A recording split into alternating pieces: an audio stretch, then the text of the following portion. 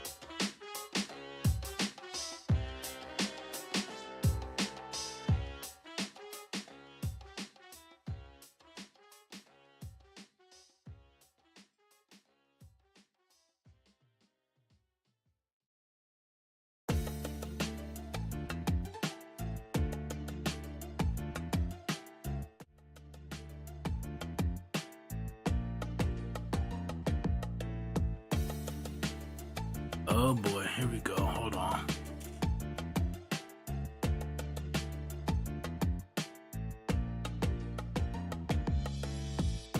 This is another Ron production. There we are. Legion of Tunes. Yo, good evening, people. What is this? Here we go. It's already starting.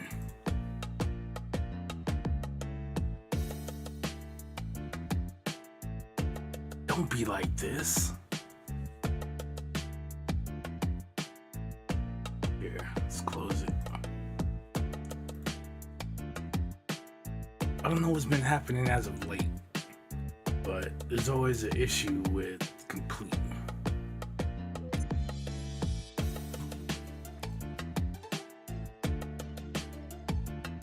And I don't think it's completed itself. It's got to be me.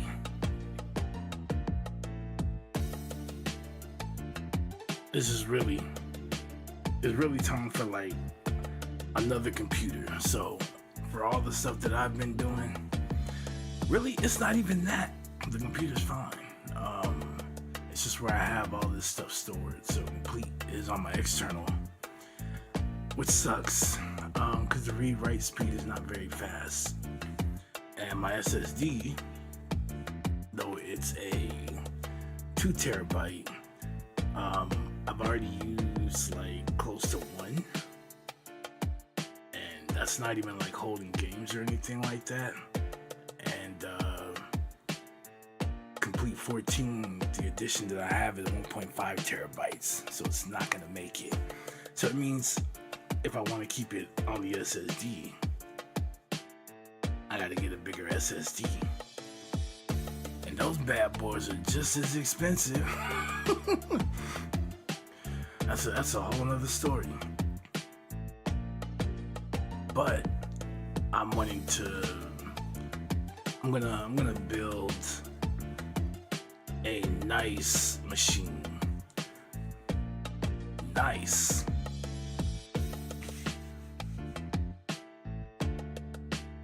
I'm gonna cry when I do it too, because it's gonna cost an arm, leg, probably another leg and an arm.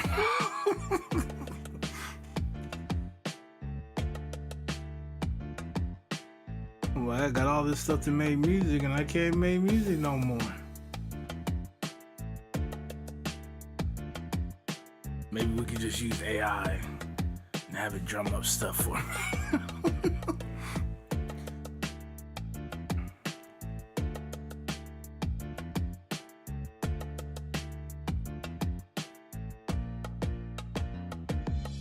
What I'll probably do too, though, is before I go to sleep, I probably need to do like an optimization thing too. 'Cause even when I got Complete 14, it wasn't this bad. It's definitely something on my computer, but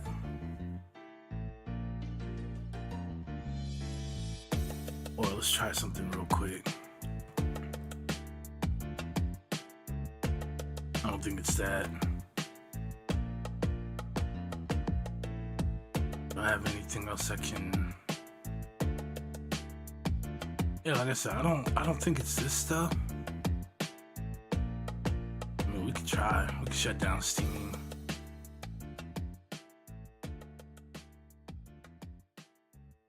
Or it could just be the drive itself. It's probably full.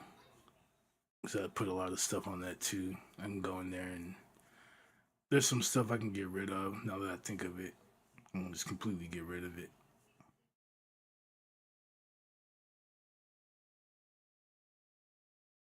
Yeah, these are some of the ones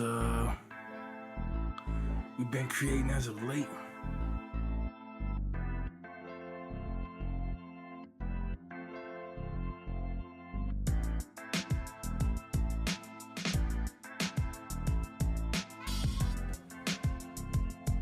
I'm liking all these that I've been putting out. Something about it. I'm in another zone. I feel like the Phoenix stopped by in my dreams or something. I woke up feeling a little different from that point forward.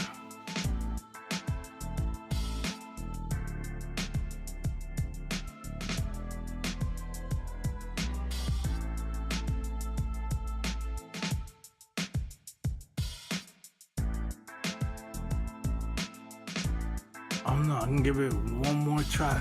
Cause even earlier when I loaded this, it didn't do this. I don't know what's up right now. Maybe I do need to restart this bad boy. Just to clear out whatever.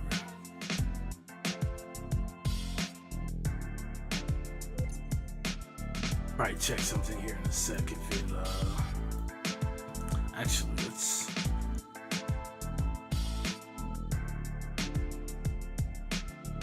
and I would get something to my eye. Alright, let's see.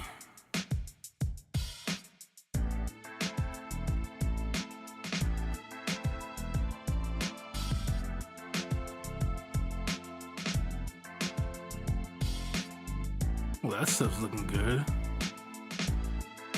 See, and then see how fast it wants to work. See how fast it wants to work all of a sudden. Okay, so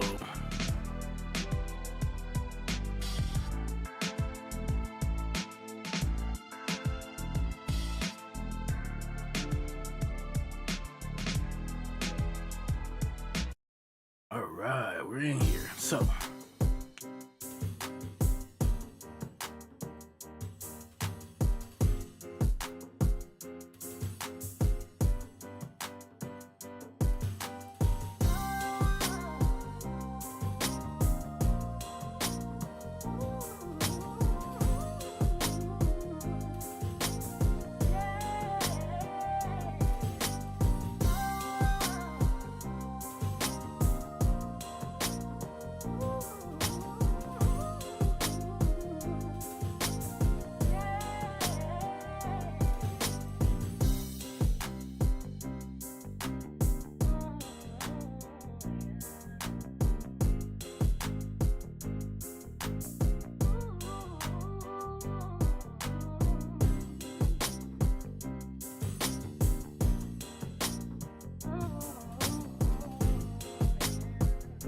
okay, so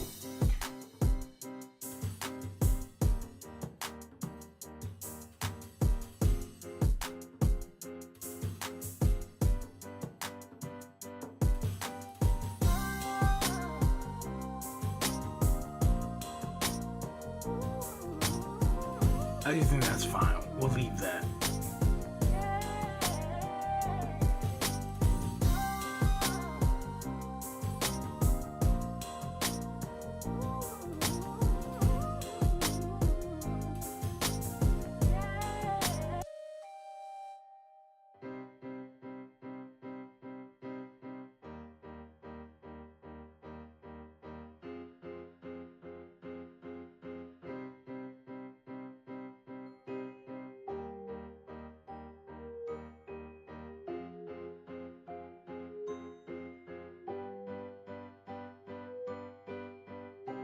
And yeah, let me just apologize in advance.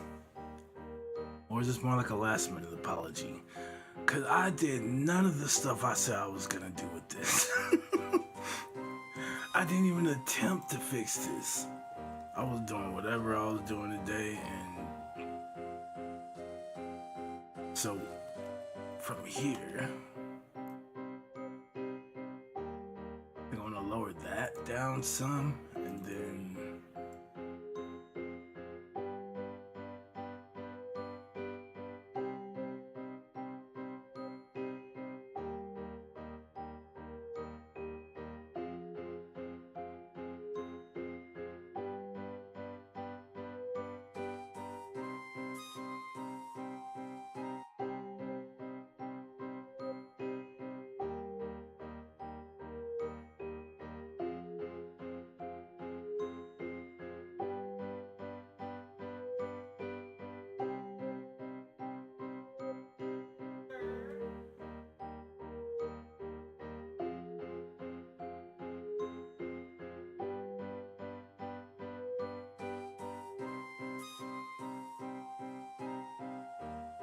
okay, so I think that's fine.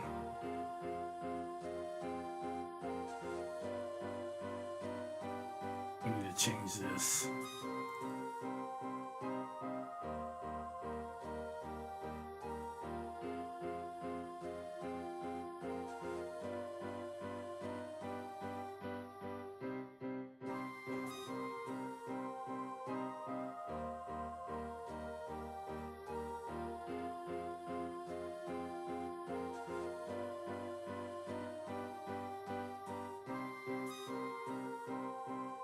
I know we can end up doing with this, so.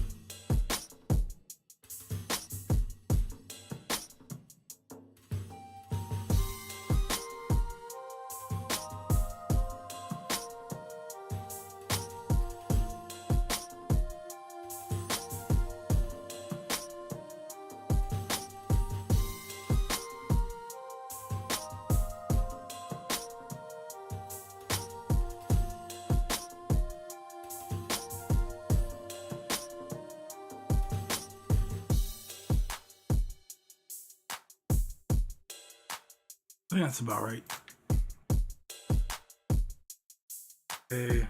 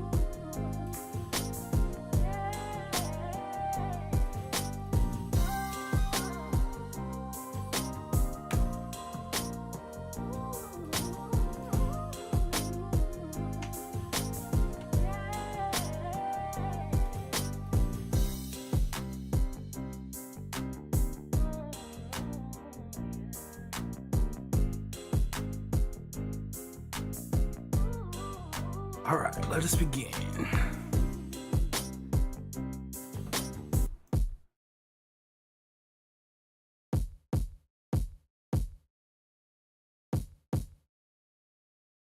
Like that one's.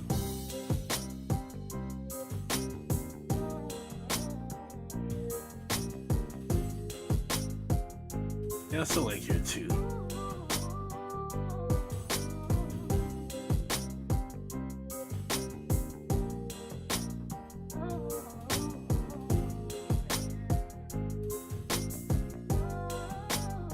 I want to see something.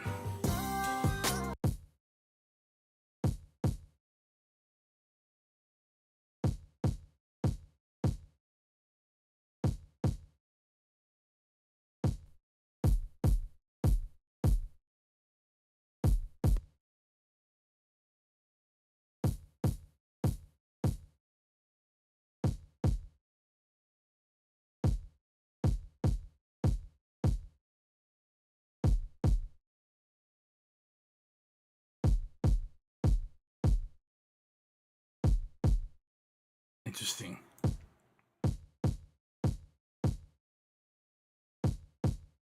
But with the way this is, let's do it like that.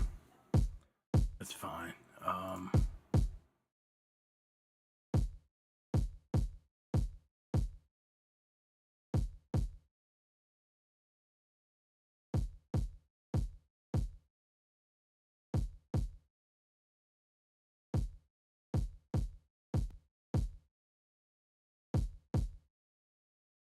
Trying to see how well I know this stuff now.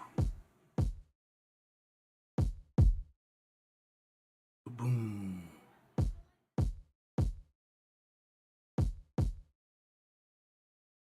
Fine.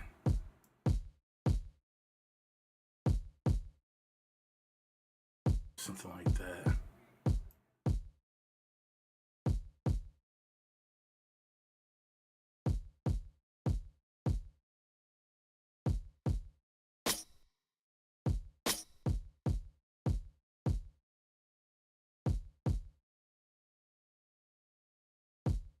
Let's keep it right here for right now.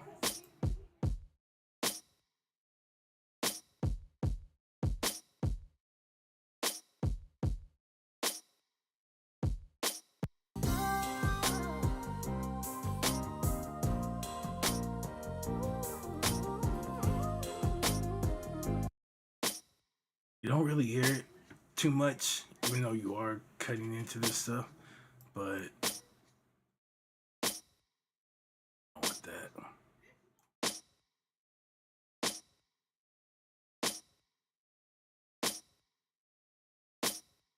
Really go that far?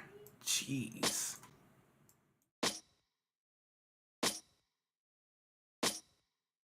Actually.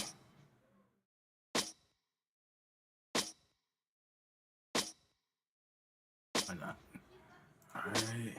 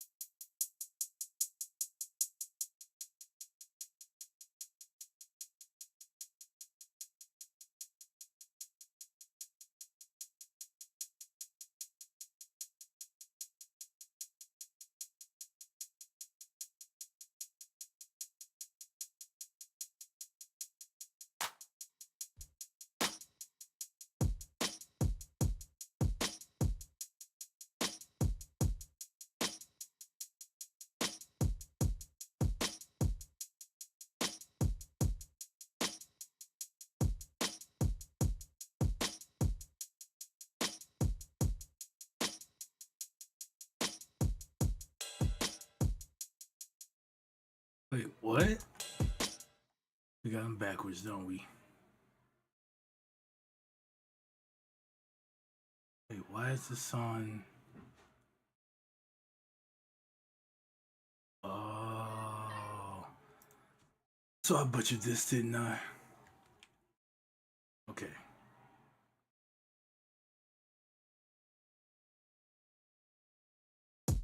Still gonna move this. It doesn't help. Go from here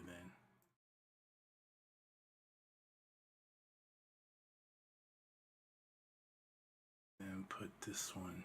This was the one we added later, that's why. And it doesn't. Okay. Boom. Alright, so now that's in.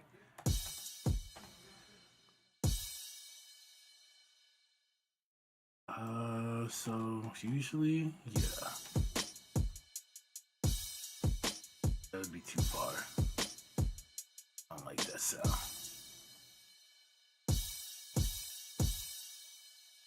Okay, that is fine. And then here, we're probably gonna go.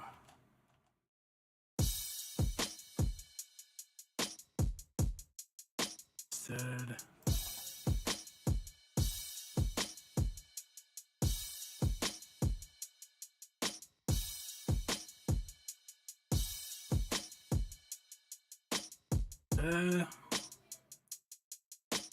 It's usually gonna be here or here. Sorry. So let's. So here. Alright, let's take it up by like 4. Might be a little bad. Alright, here we go. I'll take that.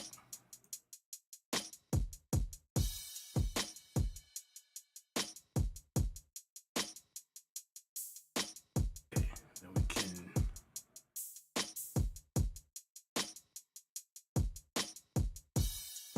The reason why I'm just copying these over is usually for my hats, I'm going to do the same thing. High pass, low pass, and possibly, if it needs, dip. That's it. Like I don't tend to do anything with these. Here I might boost this because it's a little. It's not like as energetic. But these, they're definitely higher up the spectrum, the frequency spectrum. So I'm just like, hey, look, tone it down. All right, we want to hear you, but we don't want you just like, boom, what's up, kind of thing. So.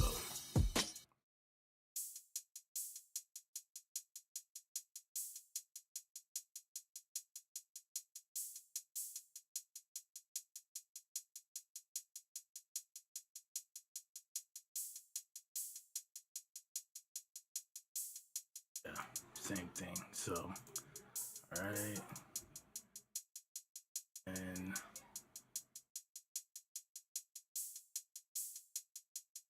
this I can actually let.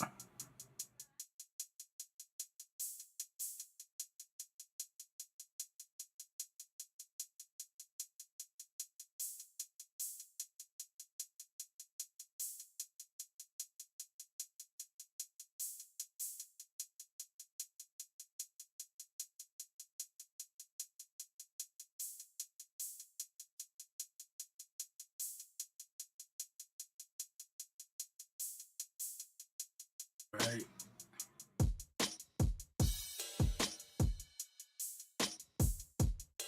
This one we'll do a little differently.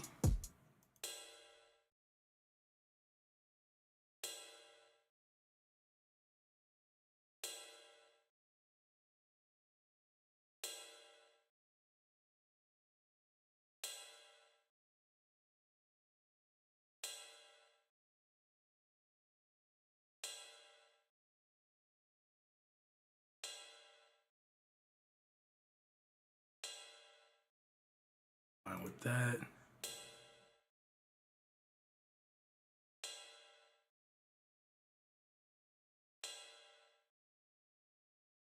feel like there's, let's do this. Like what, 5?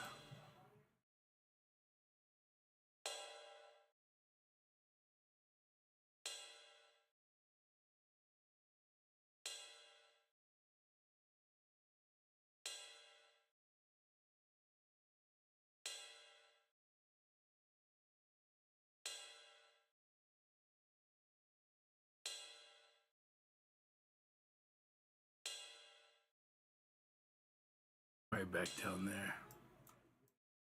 Turn it up more.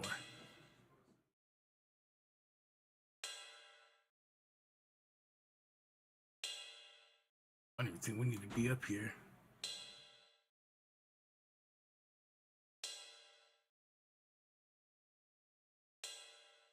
Not from the way that sounds, so let's try like right here. It's usually gonna be like right after.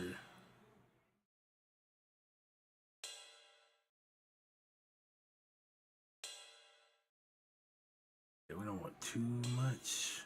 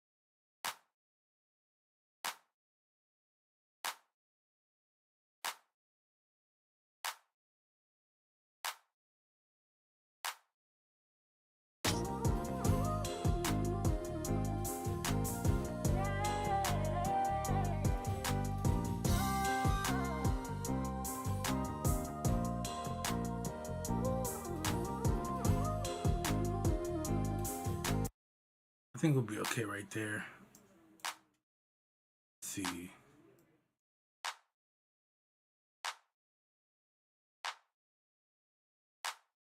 And we don't want it like too bright. There's a really good reason for that too. Yo, Blue is in the building. What's going on, Yangzi? What's going, man? So I finally caught you. Yes, everyone's coming around. I like it. I've been so focused, just practicing, music practice every day. Like, what else could I learn? Oh, this is cool, but what am I gonna do with it? Just like back and forth, and it's just like, all right, take a breath. We made quite a bit, and I think I got like burned out. So for the like last few months, I've been like constantly. I think I might have maybe played some games like a few days out of all those months, but it's been like, if I'm not doing music, then you're not gonna catch me on stream. Like, that's the kind of attitude that I've been having. Like, I really want to shift this over to doing music more. So both creating this stuff on stream, and I'm trying to get good with that, right? Spend like one day, we'll do creation, and then the next day, we'll mix down that creation, and then we'll go to another one. We'll see what we can get, and then we'll mix that down. Because trying to do them together, man, them 8-hour streams is just listening to the scent like that. that those days are wild. All right, I know my ears are just like, look, man, you need us or no? Because at this rate,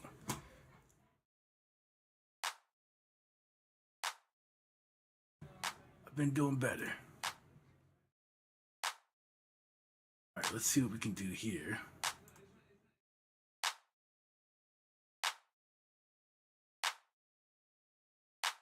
I think we boosted our snare here too, so I'm kind of.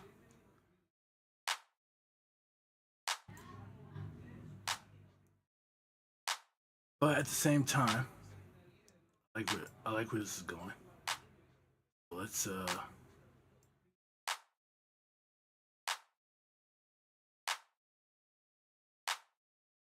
Leave it there.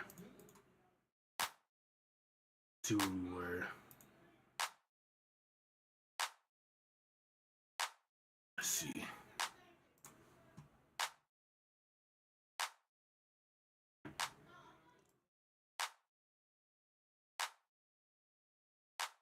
Just a little more. I think I might end up, you know what? I don't think that's a bad idea, actually. Let's do that. Cool. This, can we...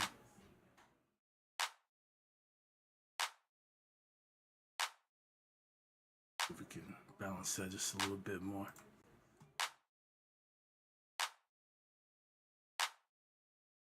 And now,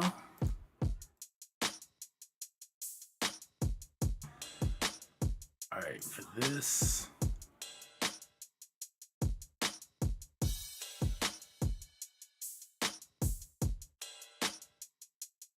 you know what, 'cause I'm gonna do that. We'll work it out.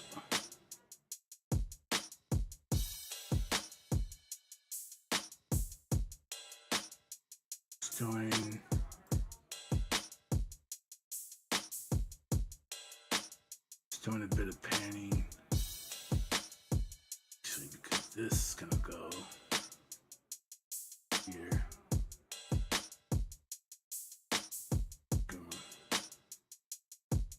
It's just here, and I'm happy with that. I think what I'll end up doing with this snare is this kick, because it's kind of wide.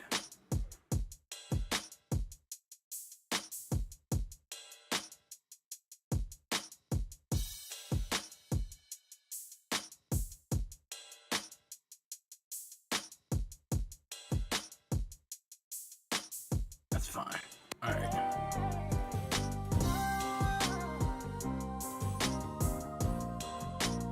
I like how it starts off. All right.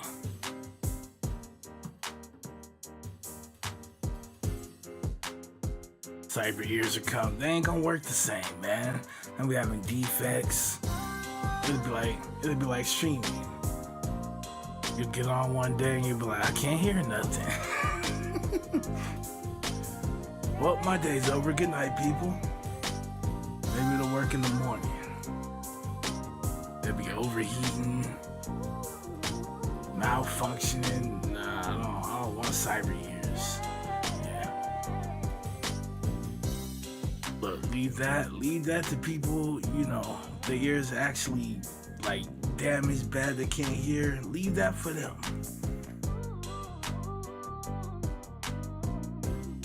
Hello, thank you for calling. My name is Tasha, and how can I help you today? My ears aren't working.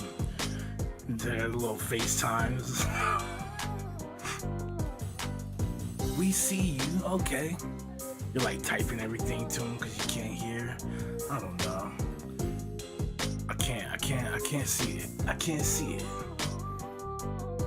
I don't want to see it. I know it's coming, but I don't want to be part of that. If I can help it. Okay, so let's see.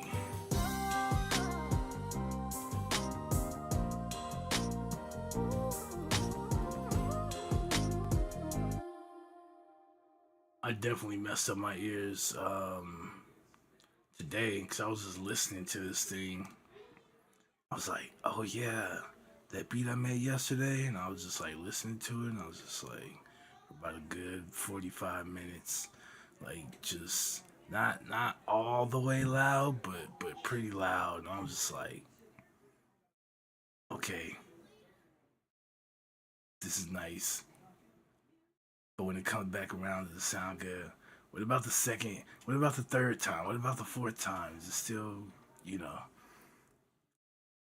I was doing everything, man. And it was like, I had to take these headphones off. I gotta take them off. I might have been here for like an hour and a half or something. It was wild. We're not gonna talk about it, all right?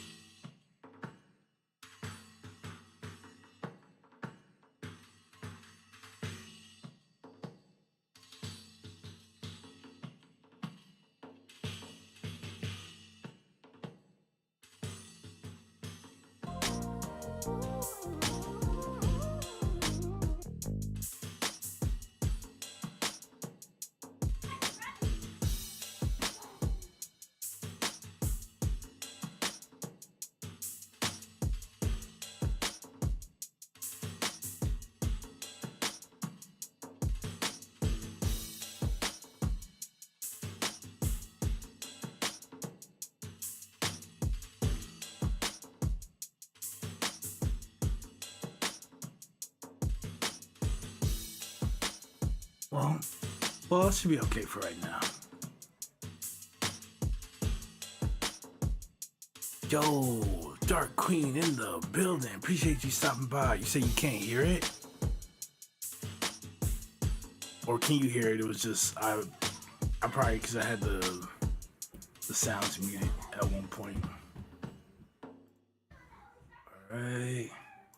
So I think drum wise, and at least with the percussion and stuff.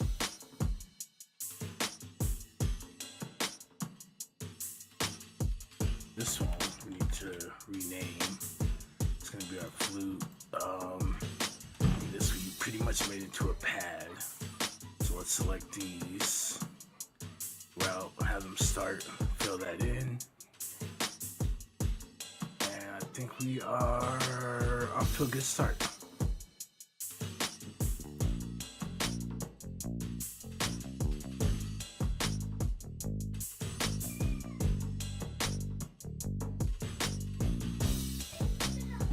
So you can hear it now? Alright, cool. How have you been? What have you been up to?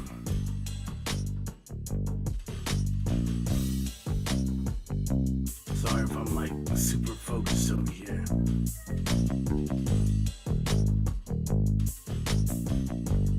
Like slam, but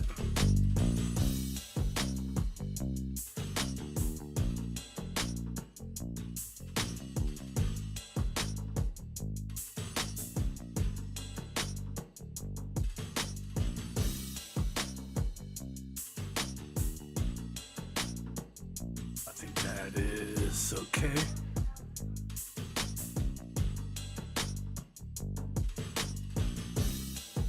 So here,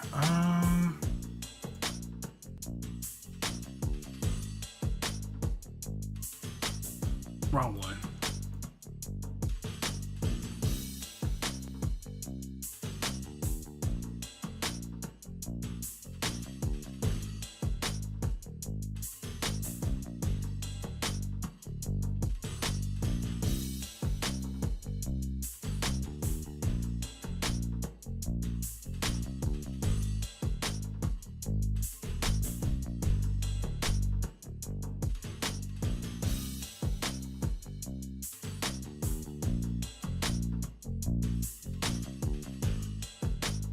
Definitely not there.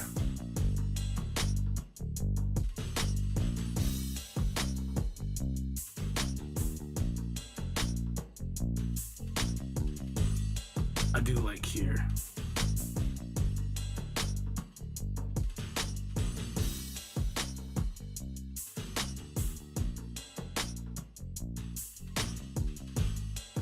Okay.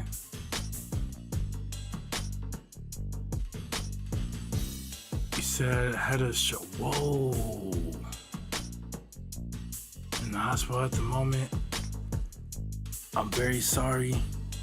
I'm glad you are doing okay, and I hope you are well soon. Man, I was thinking you were just like on a break or something. You know, people get on the stream for a while and then nothing. And I'm bad with the Discords. Like I don't really just be in there like that. So, man, I did not know that. I'm very sorry.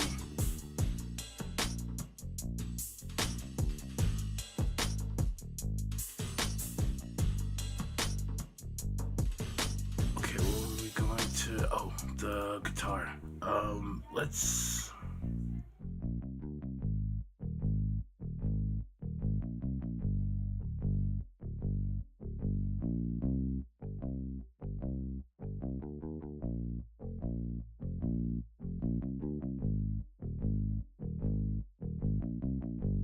would think this should cover both.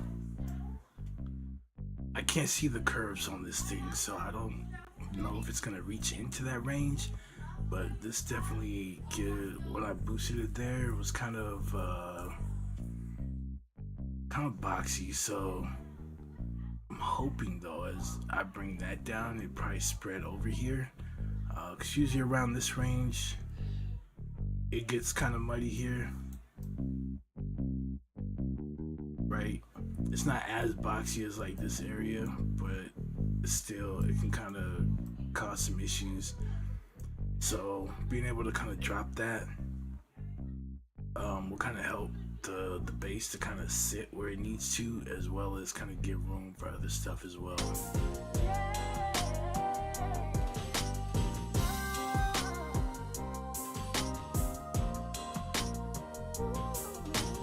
This is probably gonna spread into that, so I think what I'll end up doing is layering this.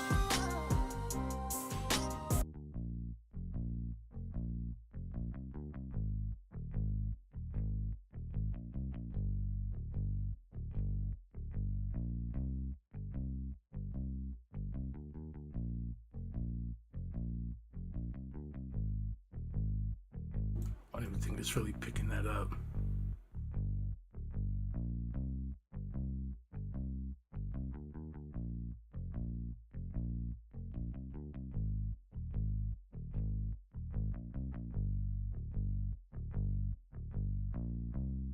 Feels like it's doing a little bit, but not a whole lot.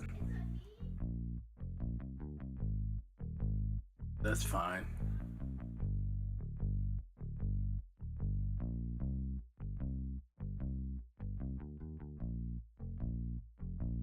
They're like 30.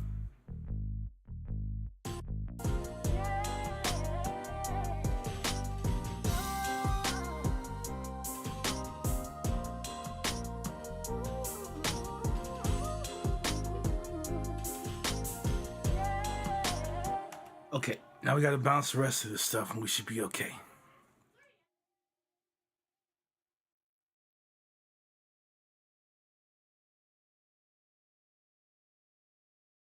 Yeah, I'll definitely make sure to check on you.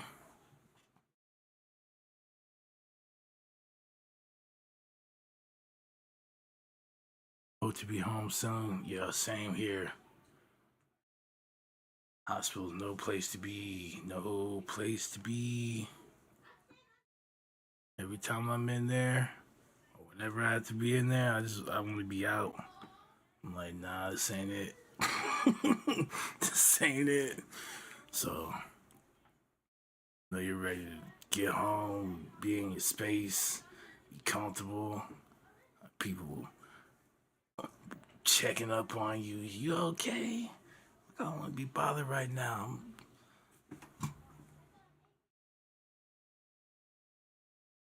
Got any new beats? Yeah, I've been working on some stuff. And we're working on this one right now. This is like the latest one I did yesterday. But we do have. I can play those real quick.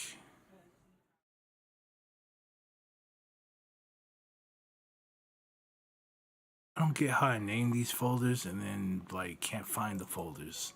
Like I know where I put it. I know it's here, but where? Oh, and then it's like, okay, you found it, right?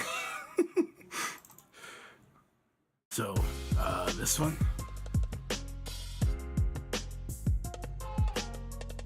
This is another hit run production.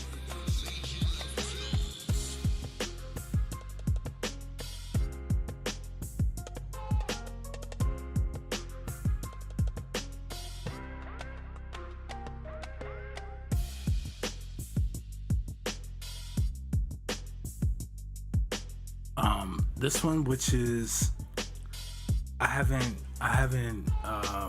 got it like all arranged or anything. I don't think it's mixed either, but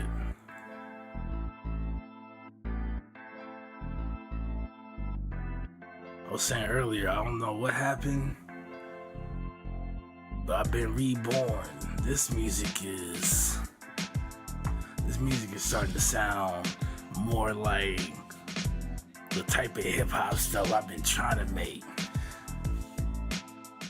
But like I said, it was gonna require me, just because of what that stuff where it came from, right? The type of music that it was taken from.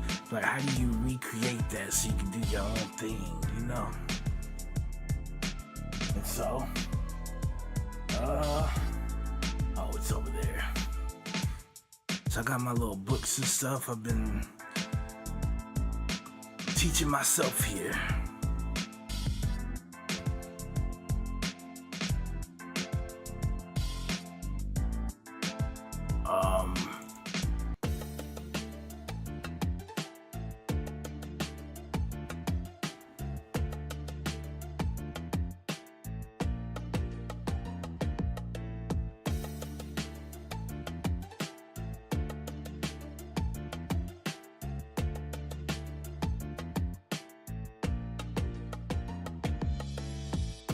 This is another hit run production. So there's some stuff here. This is another hit run production. Legion of Tunes.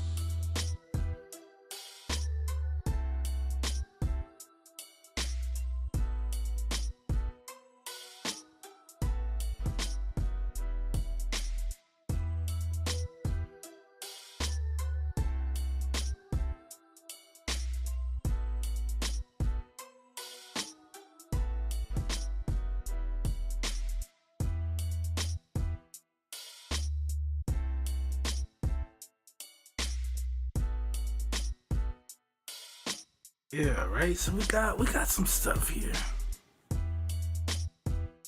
What is this one? I think this is okay, that one's taken. Then we got this, a little different, but it's like a little dance track or something. This is another hit run production.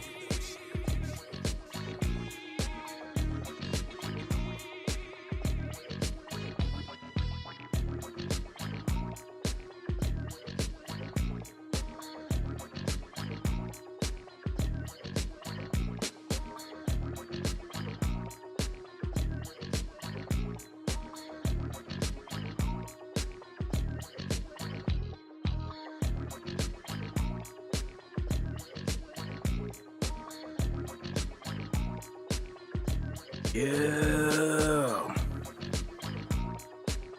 I'll probably never make another one like this for a few months. But I like it. There's what was it? The Soul Sessions Contact Library. That's where like the majority of these sounds are coming from. So I was loving the sounds. I was like, wait a minute. By itself, it was kind of like, these don't sound right. But once I started like stacking them, and then like against the bass and all that, I was like, you can't even hear that other stuff that was in there. I was like, oh, we're good to go. And it was on from there.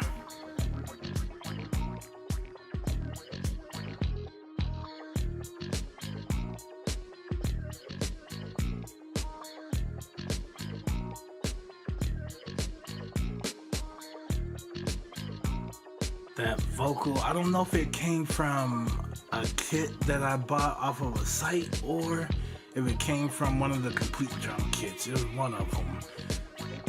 But as soon as I heard that, I was like, okay, we gotta build off of this.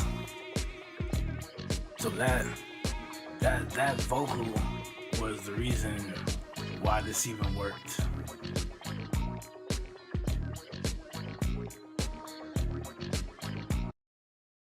But I always tell people, you ever find yourself stuck, you don't know what to do, or you're making a beat and you're just like, something's missing.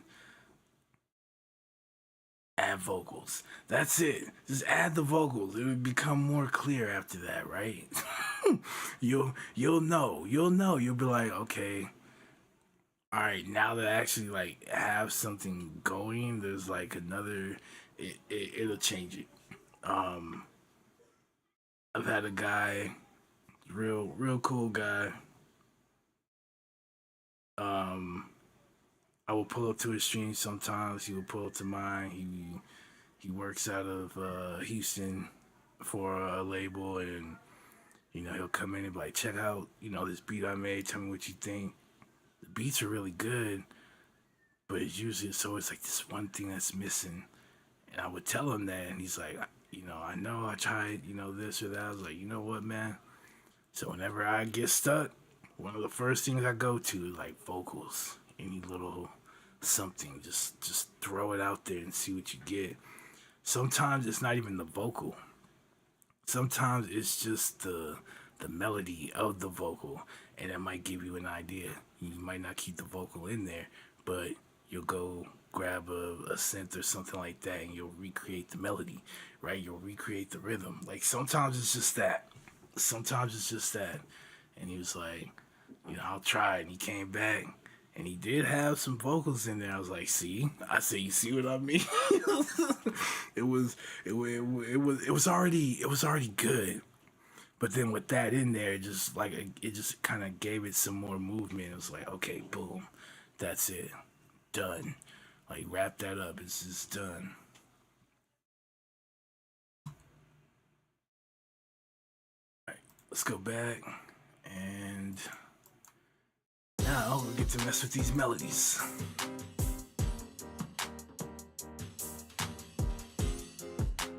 The drums, the bass should be taken care of. Now we do this stuff, and then we'll balance out the volumes with everything.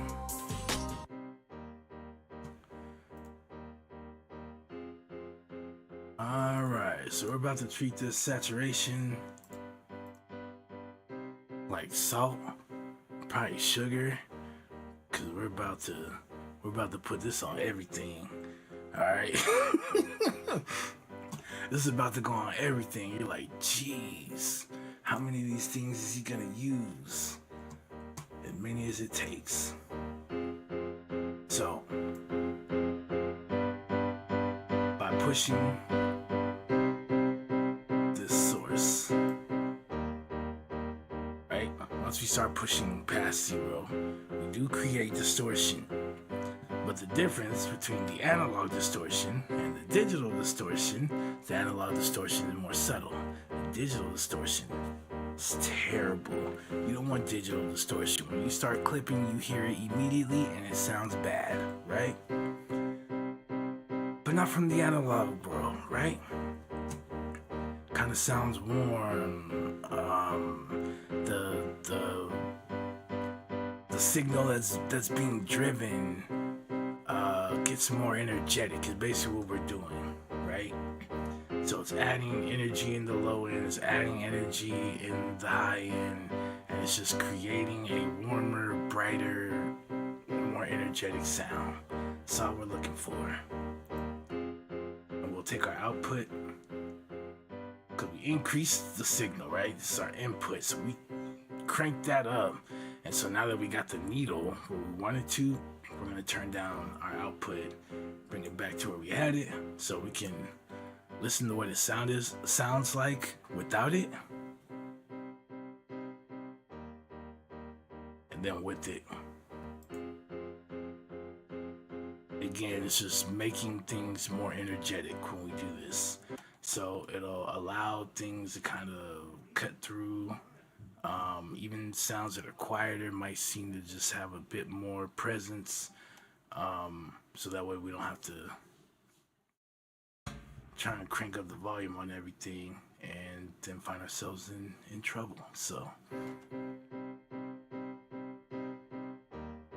alright, so for this, what I want to do is we'll do our high pass, low pass. So typically, I like the 120 range, but we don't have that option. It's either 100 or 150.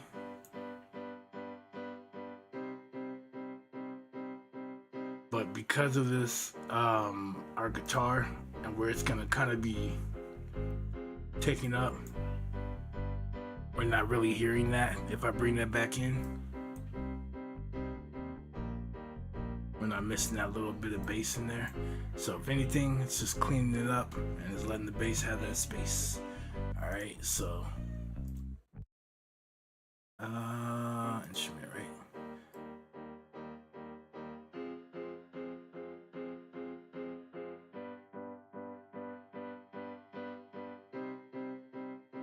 I'd say that was probably it right there. It's about 4 or 5K. We kind of lose it. Let's take it to about 8, just so it leaves a little room. But I think we're good there. Let's take our volume back. Okay. You said just listen to that flute sample.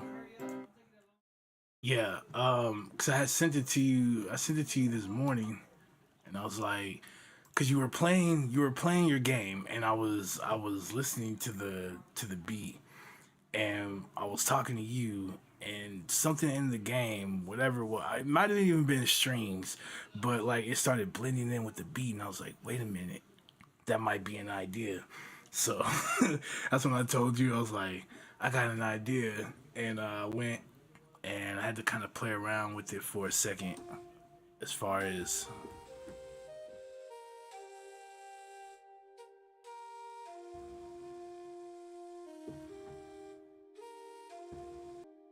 right. So yeah, I kind of like that. It was like I was like, that definitely sounds familiar. Like I heard that from some like like like Asian movie, something. I was like, I don't know where that's from, but I hope they don't mind.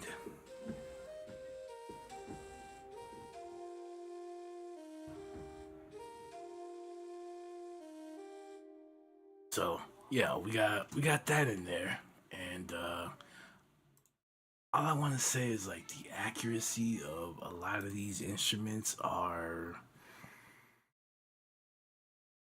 Thank you, whoever put this together. Thank you, because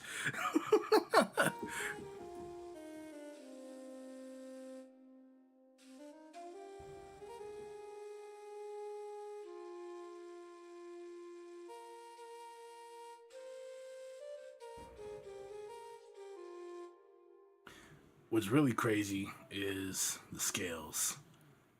Oh, I guess this will let you do it whichever way you're gonna play it. So I was like, what? Okay.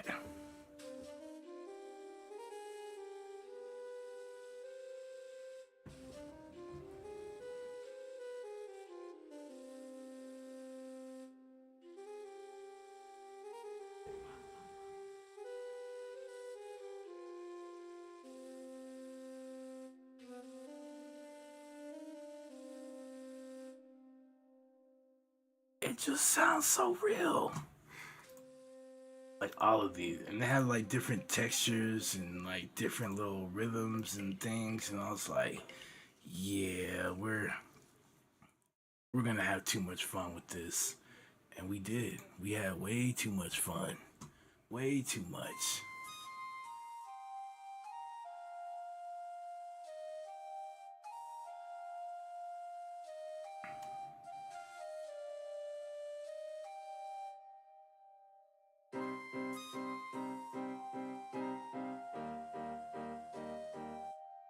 See, by itself, the one I originally sent you before I had like added the other part and then uploaded it, I wasn't sure, right? Like,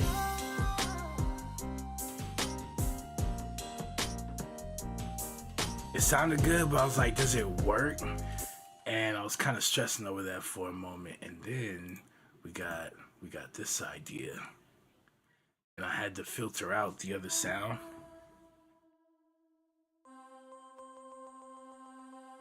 right?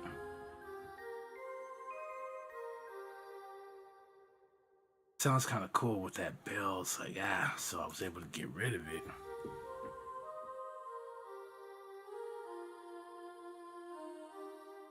right? So we got to blend those two together, and then that just kind of, maybe it's because it like kind of filled in where the flute didn't, but it worked out, and I was like, all right, cool.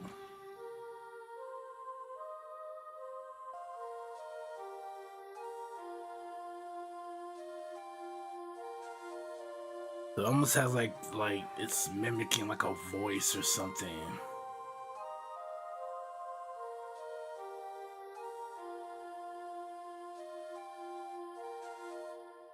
So yeah, and I can probably play around with these some more too, because it seems like it's got a little bit too much. It's probably this right here. Guessing this is in place of like reverb, so it's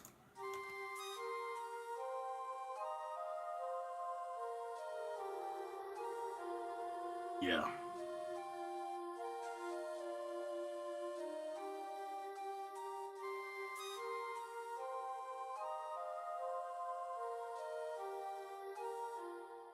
But the way I'm gonna do it is I'm gonna have that sit under the flute, so kind of almost feel like it's like layered.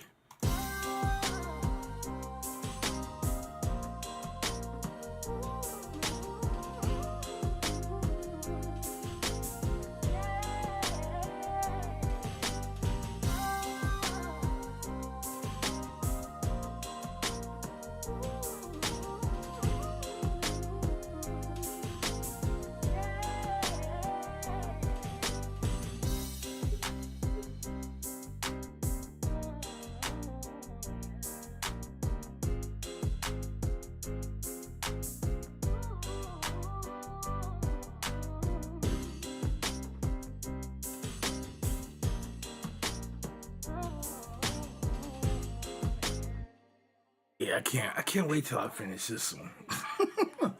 I can't wait. So, and then when it gets right here, I had this in the chorus, but then I felt like I had too much stuff stacked in the chorus, and I couldn't really make this out too much. So I decided I was gonna move it into the verse after listening to it for a while. So we got some different mallet instruments kind of playing a rhythm.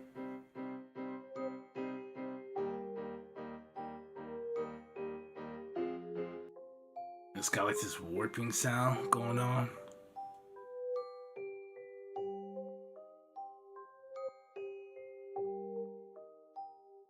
And I was like, you know what? This is it. And I don't know, it was just this is all random. I had no idea coming in like I was gonna put these sounds together. We were just scrolling through and picking stuff. Or like while it's playing I would just hear something out of the blue. I'm like, I need that sound. What is that sound? And then it's like, oh, okay, probably something like this. So we'll scroll through all those kind of sounds. And then bam. As soon as I hit this one, and it was one of the first options. I was just scrolling through and I was like, check it. And it was instant. I was like, what? And it had that warping sound kind of like reversing. I was like, what? I said, yeah, this is staying. So this is staying.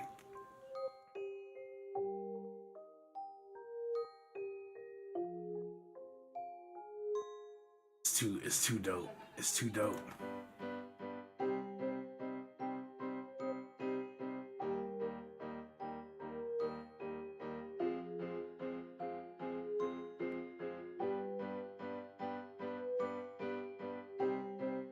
Exactly.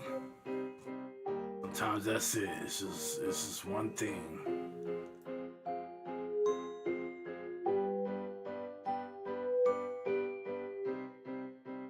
So I was saying yesterday, I was like, if I'm making something and I don't feel like it's 100%, like I put my all into it, I'm not releasing this. I am not releasing this. I don't care how much you say, oh, that's fine. I don't need nothing else in it. This is something that I'm creating, right? And essentially, if I don't feel like it's done and I gave it to you, I'd be doing a half-ass job. That's how I feel, right? It's not to the best of my ability. So it's half-assing, right? And I was like, I can't get mad if that leaves my hands and the feedback comes back and they say, I didn't like that. That was trash. Or somebody came to tell me, right? Maybe the artist was like, oh, so-and-so, man, it's trash. And he came to me to tell me it's trash. I can't get mad. All I could do is acknowledge it because I knew it wasn't the best it could be before it left my hands in the first place. I can't get mad, right? Now, if it was to the best of my ability and somebody came back, or let's not say somebody, right? Let's just say like a majority, right? They're like, this ain't it. Then for me, I had to sit back and go, okay, I did everything I could. Like, where did I go wrong? What could I do better? Now I'm looking to make some adjustments. What do I need to do so that this is something that everybody, or at least a majority of people, can enjoy, right?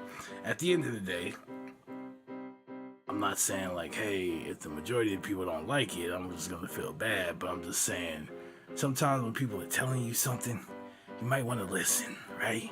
Everybody's not a hater. If they're coming back and saying, okay, this sounds good, but this ain't great, well, then it's good and it's not great. Just take that and then find out how to make it great. Because in itself, that's gonna test you, right? It's a test of your character. That's why I like this stuff. And I always say, find a hobby. Find a hobby, because it'll test you. It'll build your character. You're gonna have to have patience. You're gonna have to have diligence, right? You get up, maybe one day, you're just like, I can't figure this out. And I don't know, you stop messing with it for 3 days, but you come back, right? It teaches you a lot of stuff that'll actually help you in life.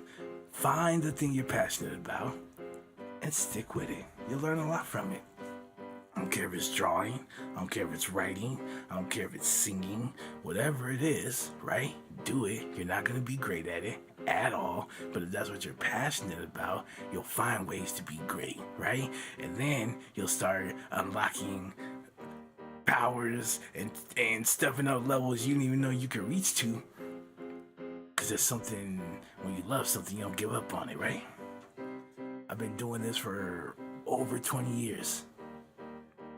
I have not gone to school. I have no degrees. I can't show you anything, but I could talk with the best of them. And I could break this whole thing down for you, flip it around, reverse it, and we do this every day. It's up to you. The time's gonna pass anyway. You're either gonna spend the time or you're gonna spend the money for somebody else's time. I could do this for hours, all right? But the thing is, you can't be mad if you're not trying your best, and then someone says, hey, you're not trying your best. Like, what did you think? You thought that was just gonna like stay some kind of hidden truth or something?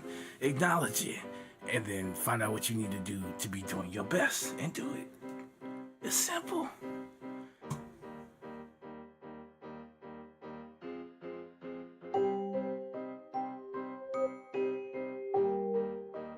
Yo, Later Noise Mind in the building. Appreciate you stopping by, man. How you doing?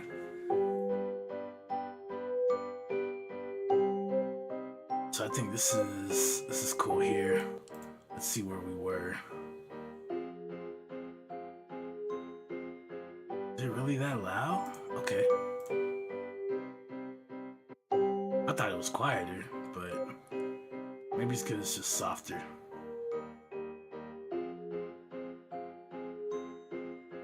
Alright, I'm happy with that.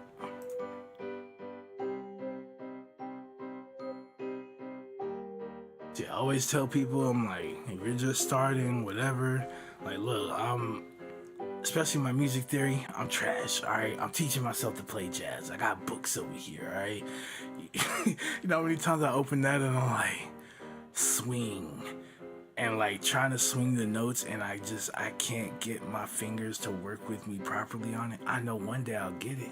It just, as easy as it sounds, we're gonna do, and we're gonna accent this notes. We're gonna press it a little harder on that little thing that you think is so simple. It's kicking my butt every day.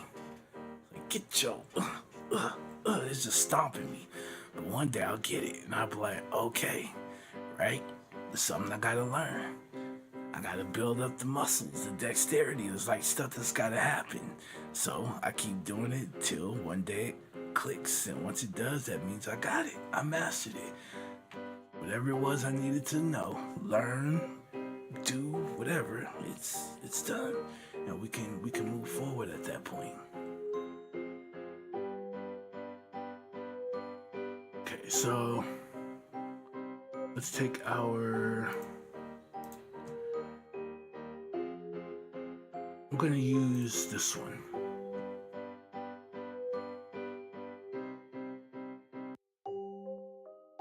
Here, let's loop this.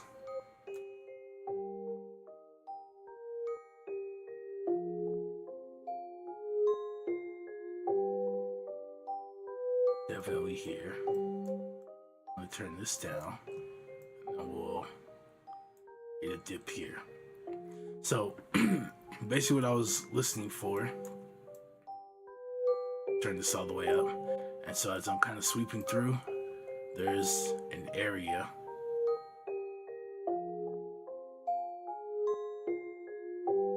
So yeah, it's probably good that I did here. But there's an area, and you can hear this, right? It sounds like this. Okay? So I boosted it so I can actually hear it, right? Because we perceive louder is better. And so as I'm scanning through the frequencies, I hear this. It sounds like it's like a box, like it's hollow, right? Now that's letting us know there's not enough low frequency information. There's not enough high frequency information.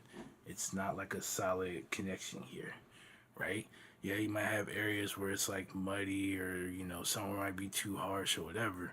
But when we're talking about this boxy area, right? We're talking about that. Sounds hollow, like you're in a box, like you're talking, or the sound is playing through a box, right? It's coming out the other side.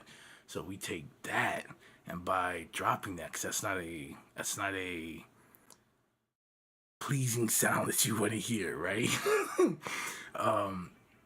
So by going there and then dropping or turning those frequencies down, what it actually does, and I'll give you an extreme, it'll start to tighten the sound.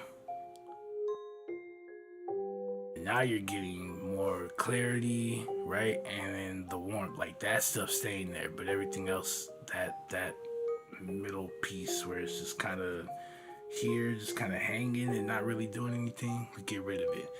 You do this on snares, kicks, it doesn't matter, right? Every sound, even in vocals, there's some area where it's gonna sound like that. You just boost it all the way up, slide through, you're gonna hear it. It sounds hollow, right? And that's where you want to cut in, and it just tightens that sound up. All right, so I'm always looking for that stuff, and it really makes it kind of stand out. So, oh, sorry. I was like, how come it didn't change? Because I got this up. All right, so by doing that, right, and that's at an extreme, so you can hear how, and we bring the volume back. So now you can hear like how much tighter that sound is, right? It sounds just like really clean. And then as I start to bring that down, it'll start to introduce that hollow sound, right? This is stuff you got to get used to hearing, be able to pinpoint and go, that's this, do this, that's this, do that, that's this, right? Once your ears can hear it, you mastered it, right? You mastered being able to hear that sound. And it can never trick you into messing up something and not being able to get something to sit right or anything like that. So, for here, so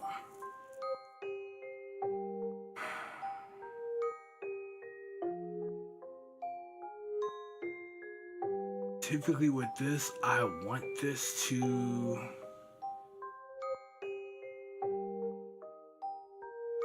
we'll see.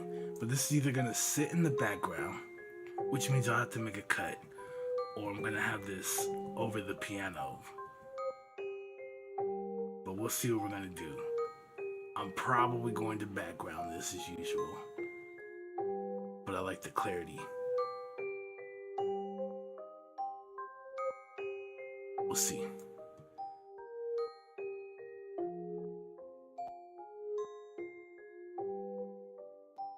About minus 15.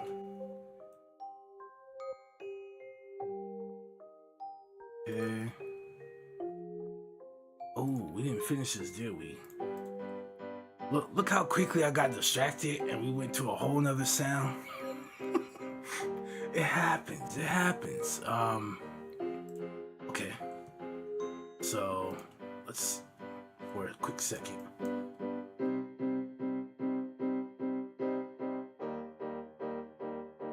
Sound like the same place.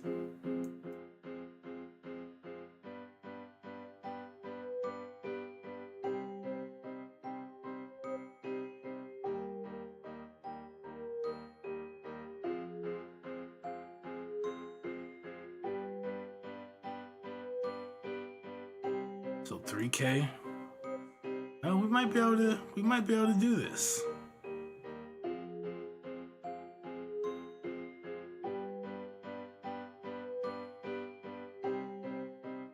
Okay, so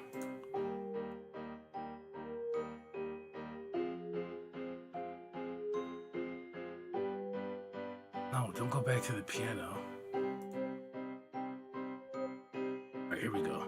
So this sounds really good right here. So let's. I like it already. And then let's separate this. So I'm gonna put it like 50%. So all we're doing is panning. Put it in stereo, 50%.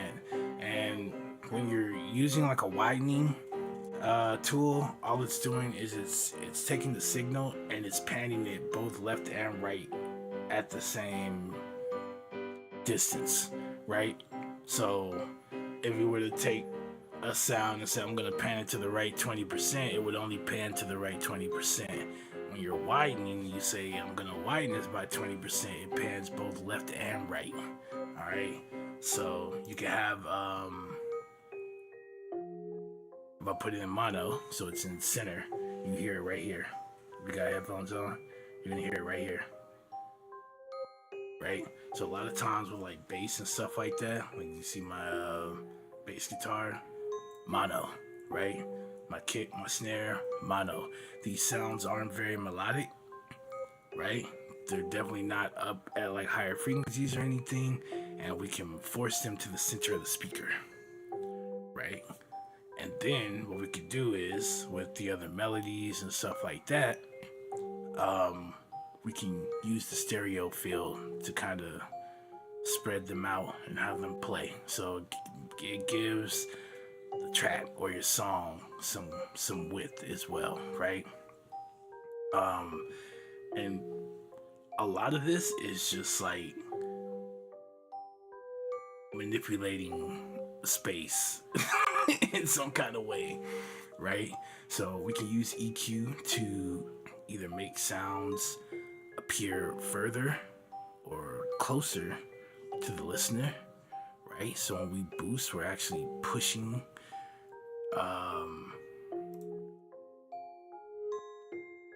if I go here to boost it, just look at this and picture this is a stage, but you're looking at this stage from the top down, right? So anytime we go to turn up a frequency range somewhere, we're pushing that sound to the front where the audience is, right? To the front of the stage, so it's going to appear louder. Whereas if we cut it, we're pushing it to the back of the stage, it sounds quieter, right? So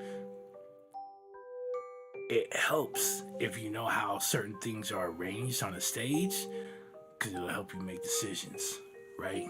So like this piano, which we already got done, but I'll show you really quickly using this.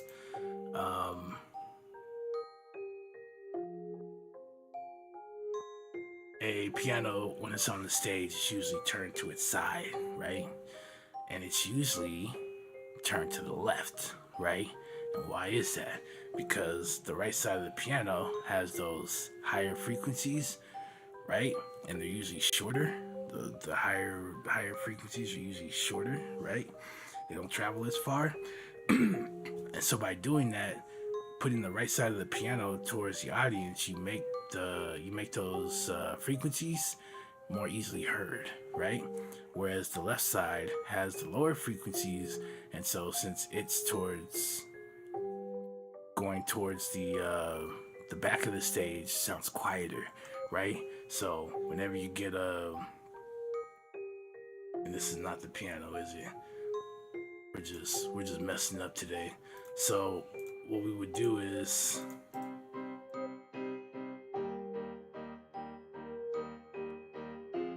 knowing this,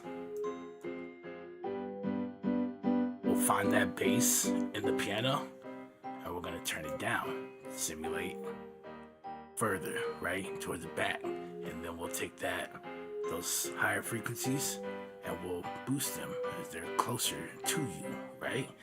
Almost every piano you hear, unless you're looking for something more dark, is gonna have some kind of EQ like this, where you're gonna turn down your bass. You don't have to like kill it, right?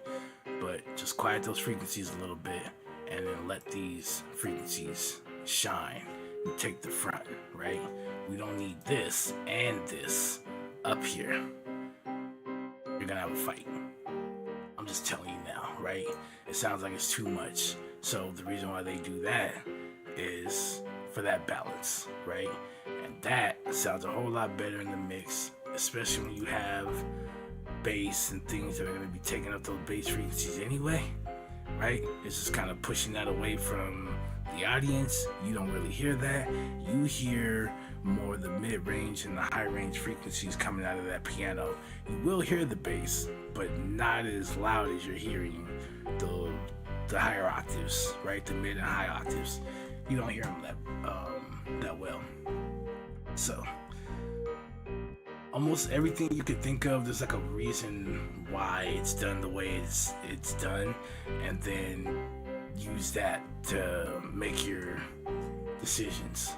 A lot of people like brass, but a lot of people go crazy with brass. Brass is very energetic. It does not take a lot for like brass to get out of control, right? So when you're on stage, you see or not when you're on stage, but when you're looking at the stage and you see the orchestra up there or the band or whatever, right? Horn players, the brass players are where? They're in the back, right? Because they're so loud. It doesn't, they can easily, if you stuck them in the front, they would easily just drown everybody else out. They put them in the back. So when you go to make your decisions with the brass, what are you gonna do? Put the brass in the back. So you find those fundamental frequencies where it sounds good, and then just drop them. It's gonna help the brass sit in the back, right?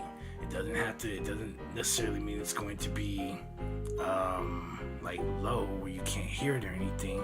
You just drop it just enough to where the other instruments feel like they're sitting on top of it, and in that we're like creating illusions, right? That this brass is sitting in the back of the piano or whatever. And a lot of this, what we're doing is just manipulating the way you hear things. That's it. And once you get that down, at least that concept in your mind, a lot of this stuff just starts clicking in really fast. It starts clicking in really fast. Now you're not looking at knobs and going, well, what am I supposed to do with this, or what's this for? Like, understand all of this is to position sounds, give things its own space, and create this illusion, right? The reverb, the delay, all that, to give it space, to give it depth, and make it sound more 3D. Like, everything we're doing is sculpting this thing to essentially give you an experience that's about as close as you're gonna get to actually being there with the band actually playing, right? It's never gonna top that, but you can get close. So there we go. Bam, we got this. And then notice I'm not touching my faders at all. So this is what they call zero unity gain. And once we have everything mixed, then we'll start doing that. But until then, we do not touch them. Your faders are considered output volume. It's not your input volume. So if you're playing a sound and the sound starts clipping and you take the fader to turn it down, it might sound quiet coming out of your speakers, because that's what output volume is, coming out from the mixer and through your speakers, right? So it sounds quieter there, but the sound coming into the mixer is still that loud. So the moment you go to throw an EQ, compressor, whatever, the sound is already in a place it should not be, and then you're trying to make adjustments. And that's why sometimes some people in their DAW, it sounds really good. Oh, there's a lot of bass, there's a lot of this, there's a lot of that. And then I go and I bounce it out, and now it doesn't hit as hard, right? Because all the clipping you've been doing is digital. As soon as it hits over 0, the peaks are getting chopped. I don't care what you're talking about, it's getting chopped. So now it doesn't feel like it has that same impact, right? So keep your faders at 0. You can monitor the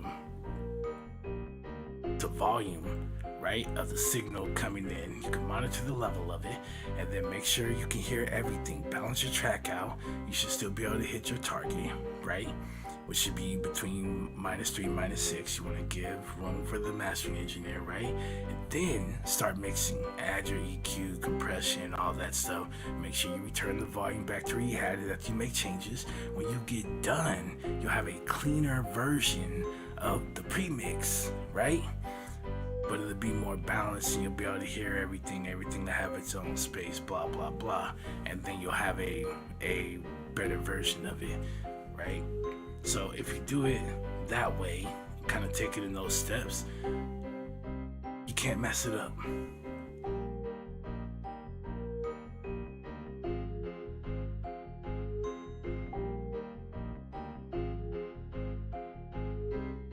Alright, so we got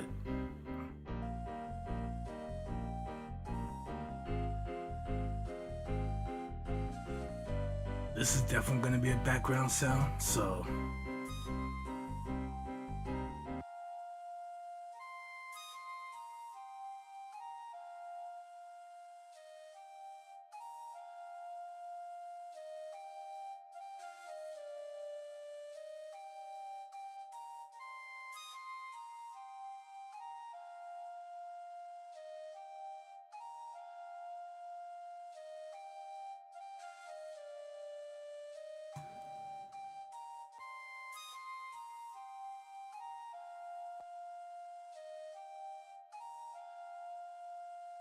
we lost a little bit of volume, so,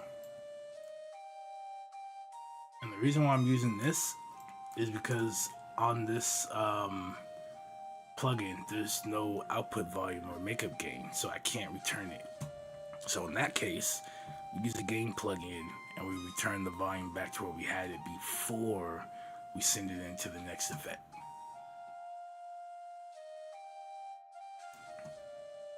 Alright, so what I want to do with this is,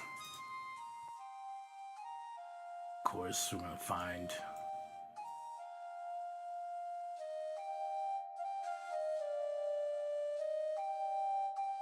actually sounds nice.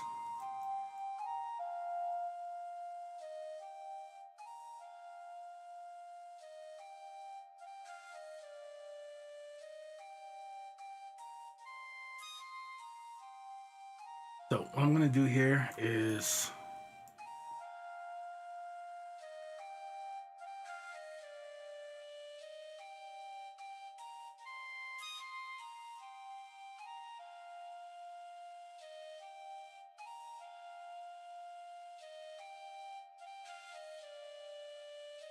okay, we'll check them both.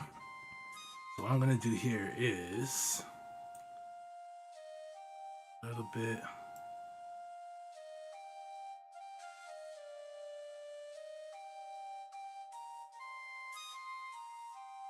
Okay, we're gonna add another one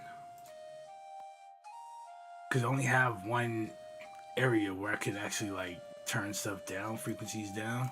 So let's play our piano. I'm gonna do is, so again, as we're cutting those frequencies, and we say cut, we mean we're turning them down.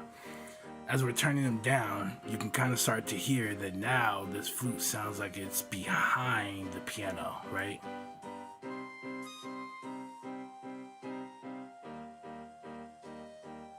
And that's all we're doing. So it's a background sound. We find that fundamental frequency, and then we say, okay, turn this down, make it quieter. And then it starts to push that sound. And so now this piano is sitting in front of the flute, right? And then of course, again, stuff like this, we're gonna take it off of the center, so we can now spread this out however far. And now this flute is playing somewhere here, and our piano's somewhere here, right? And so if I put it like this, now our flute's only playing right here, right? And that's going to like full mono. So you don't want to fully put too many things in stereo, right? Kind of like panning. You don't want to pan everything the same amount, so you do things a little. We panned our percussion here 50%, so let's take this flute and let's do like 30,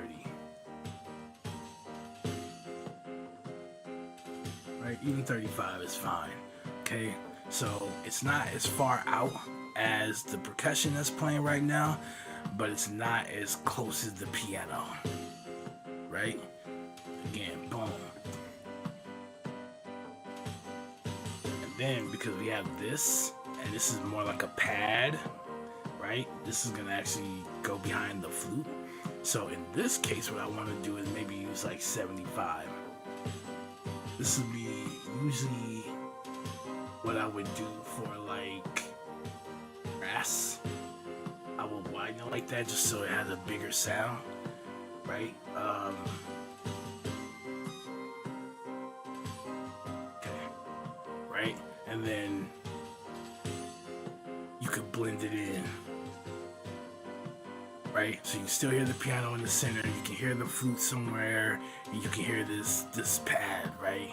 And they all kind of got their different spaces. You can hear that, and then of course you have your drums that are playing as well.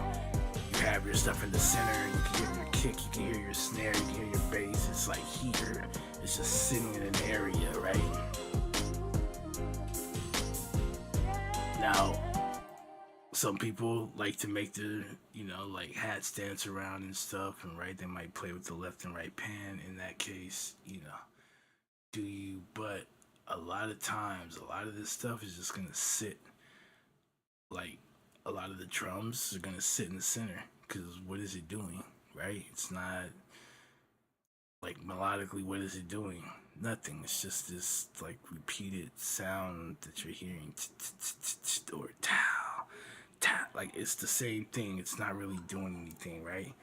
And so a lot of times, you can look this stuff up too. A lot of times people just put their drums into mono, or they'll mostly put into mono, and then those like higher frequencies, they'll leave in stereo, right? So like the crash cymbal and stuff like that. So you still hear that in stereo, but the kick and all of that is like center, the snare center, right? And also when you put your kick, your snare, your bass in mono, it makes it hit harder. I mean, it's just like confining it to a space, right? So it actually gives it like some kind of hidden power. It's the best way I could put it. All right, so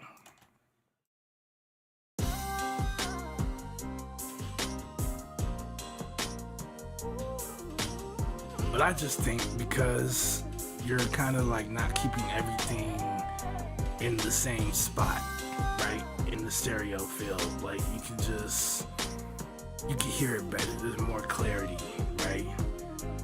We already got the kick and the bass EQ, right? They already play nice together. So if we force it into one spot, they're not gonna fight, right? We already handled that problem. So I just think once you give everything its space, it just kind of brings it out a little more. It just makes it stand out a little bit more. But I can't say 100% that's why that is.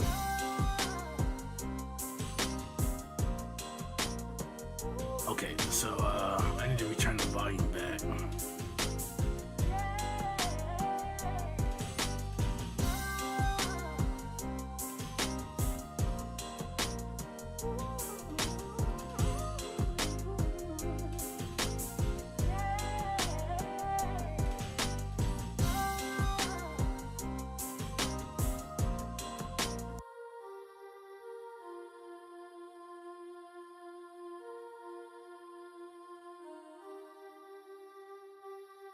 And sometimes with certain sounds, we'll play them and we'll feel like that's not the right sound and we're trying to look for the perfect sound.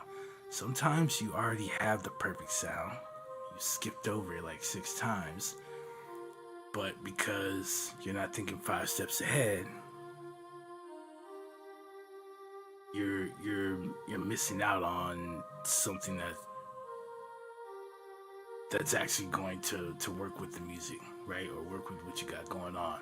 So, for instance, listening to this, you're just kind of like, what? But once we go in here, and you know, hey, okay, I can hear there's some low end, this, that, and the other, but it's a pad. We're not going to keep the low end, nothing, right? But what is it in this that you hear that you like? And is that something you can work with, right? So once we start to bring that down, now instead of looking for a sound that already comes like this, because 9 times out of 10, when people are making these presets, they got their own ideas in mind, all right? So sometimes you just gotta go in here and just give it do a little extra, right? So let's...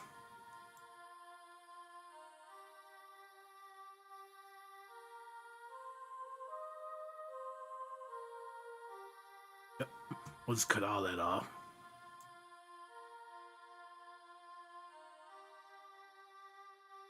I can deal with that too. Let's see, where were we? About -18. I don't think this is gonna take us up there, but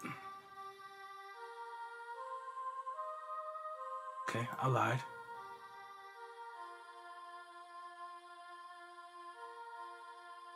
Alright, and then let's add this. And then again. Where do we start? So maybe...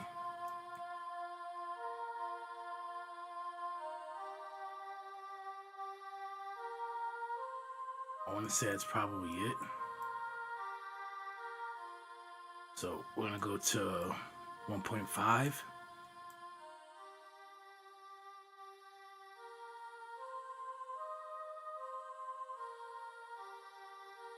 We created a dip here, so it's gonna make a background, right?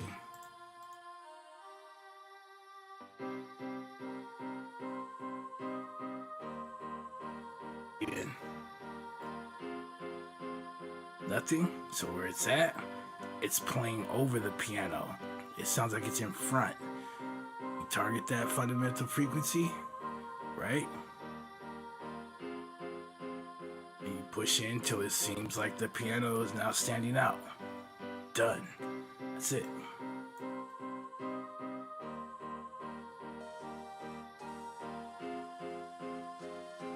Right? You don't have to think about numbers. You don't have to think about none of that. If you can hear what certain things sound like if you know what the punch and the kick is supposed to sound like if you train your ear to hear those things, then it doesn't matter where it sits. It doesn't matter if the punch in this kick was at 75 hertz and the punch in the next kick was at 85 hertz. You'll know when you're there because it's a particular sound. It's a familiar sound, right? Same thing with the boxing. It's just that familiar sound. You get used to hearing it, and then it doesn't matter if it's at 700, if it's at 650, if it's at 300.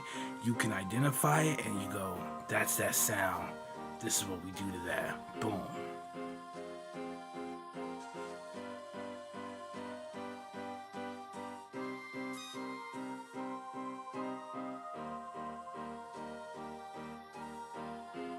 might drop this a little more too, but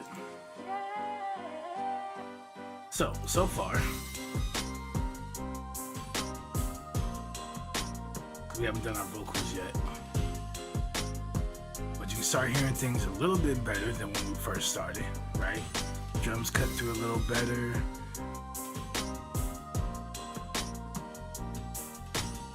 Did we do that? Okay, we did that. I could probably, why not? Oops.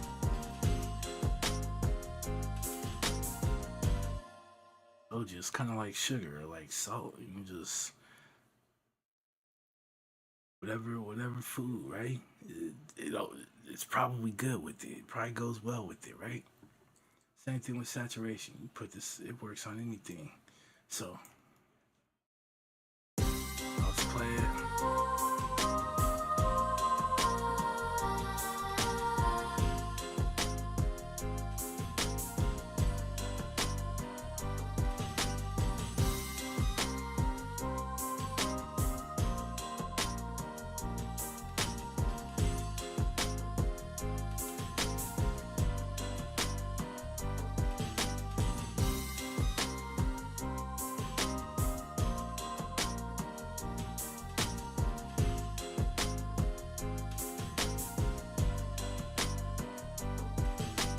One more time. Here we go. So all we're doing again is just exciting that signal, right? Making it more energetic, and the more energetic something is, the more likely it is to cut through something, right? It's like an oscillator. Starts vibrating a lot faster, right? It means higher frequency, and anything of a lower frequency, it cuts through, right? And so we can use this to get more clarity. That's why it's good on drums, right? And you notice after you apply the saturation, kind of cuts through the mix a little better, right? By making it more energetic, it'll start cutting through things that are less energetic.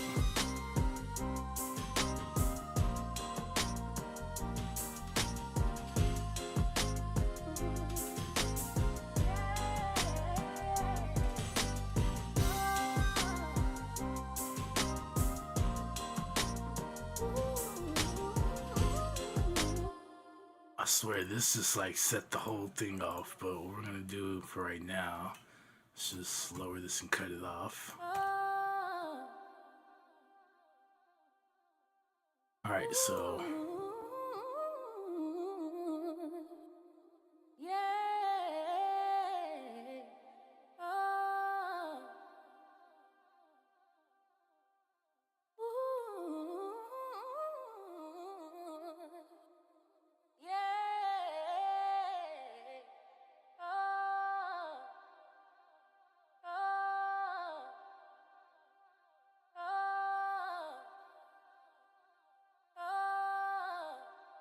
we don't really, I want it to be,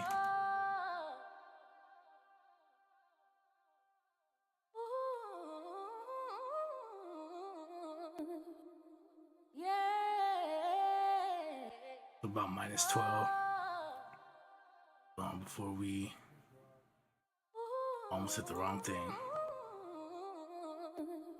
Okay, so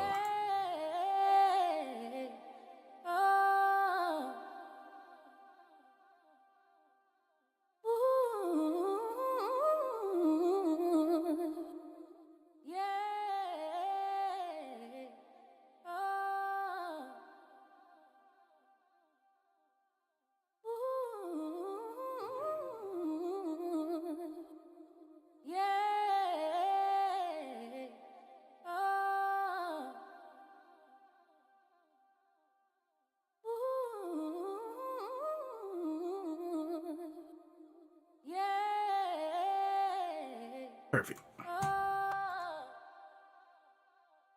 All right.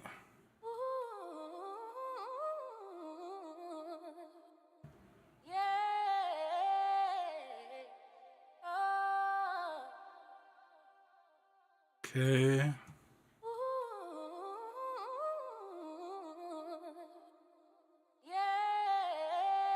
think we'll have an easier time doing it this way, But I wonder if there's.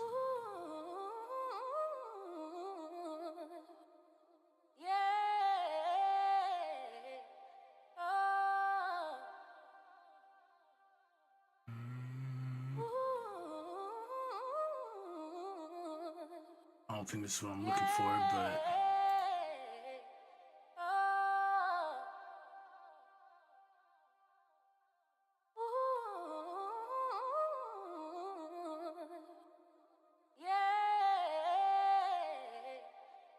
None of these are what I'm looking for. That's okay. Let me see.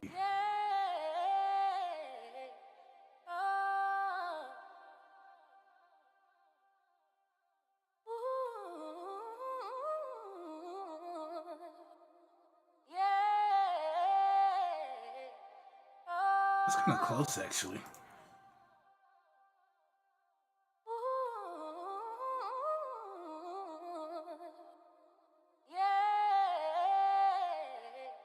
It's actually kind of close. Let's see. Where do we? So yeah, let's take.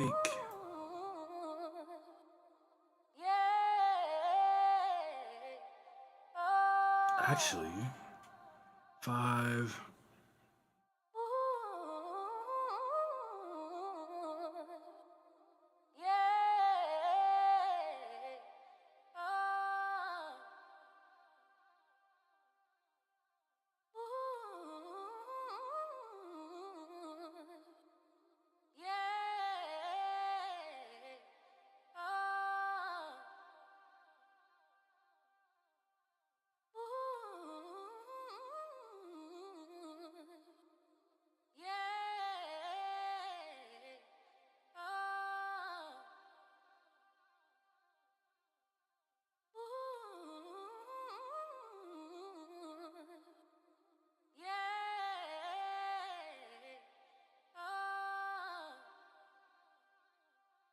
That'll work.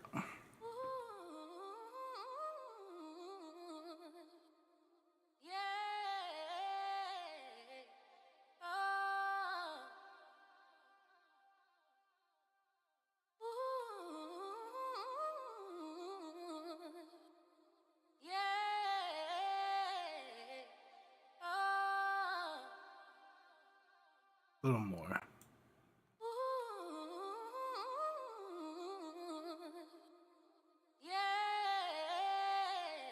A little more. Alright, I think that might be it.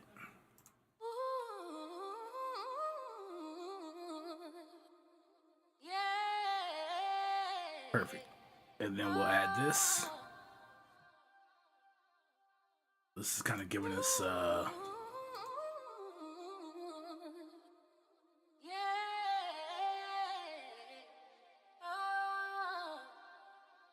I like number 2 better.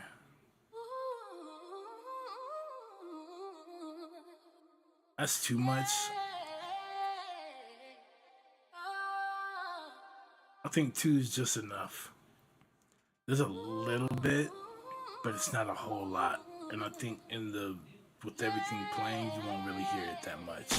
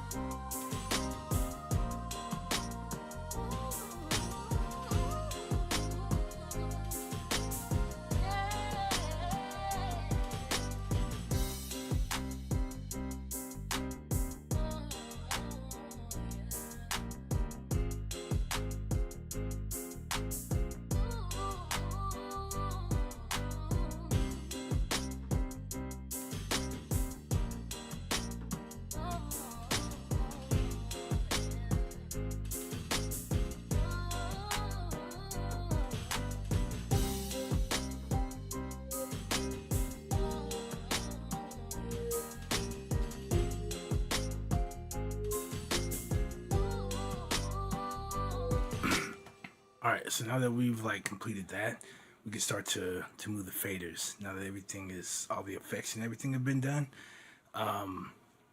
Keep in mind, for every 1 dB you lower or raise the fader, it accounts for 3 dB in perceived volume.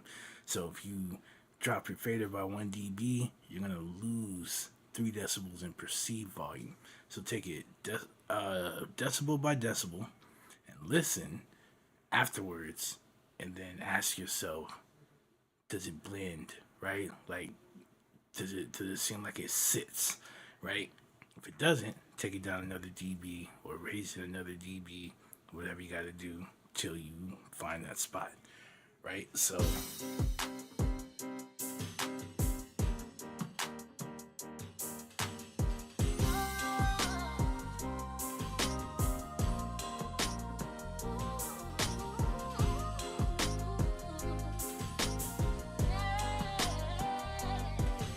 probably gonna bring this down to the same level.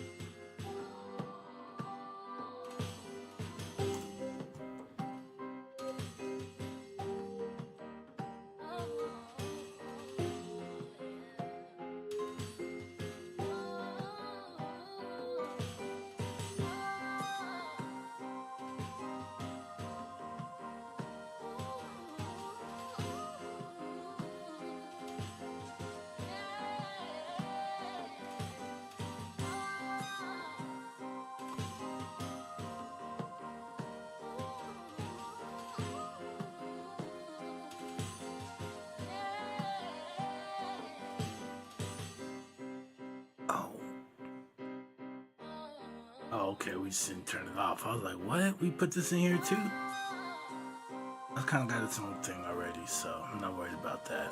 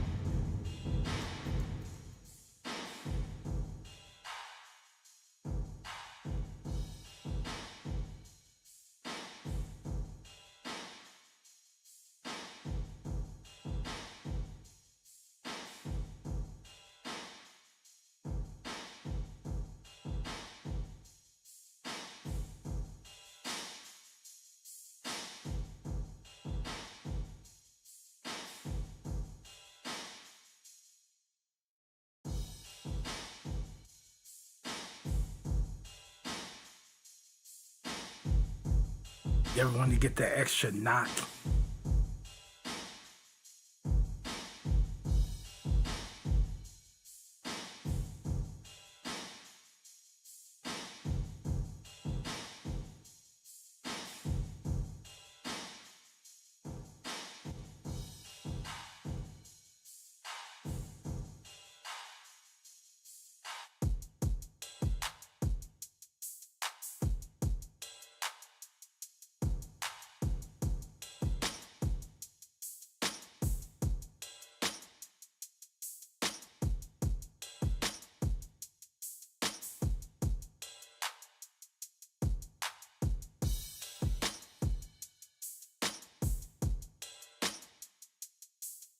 Here's the thing. Once you start adding this stuff, life never sounds the same anymore. Take this off. It sounds terrible, doesn't it? Gotta have it.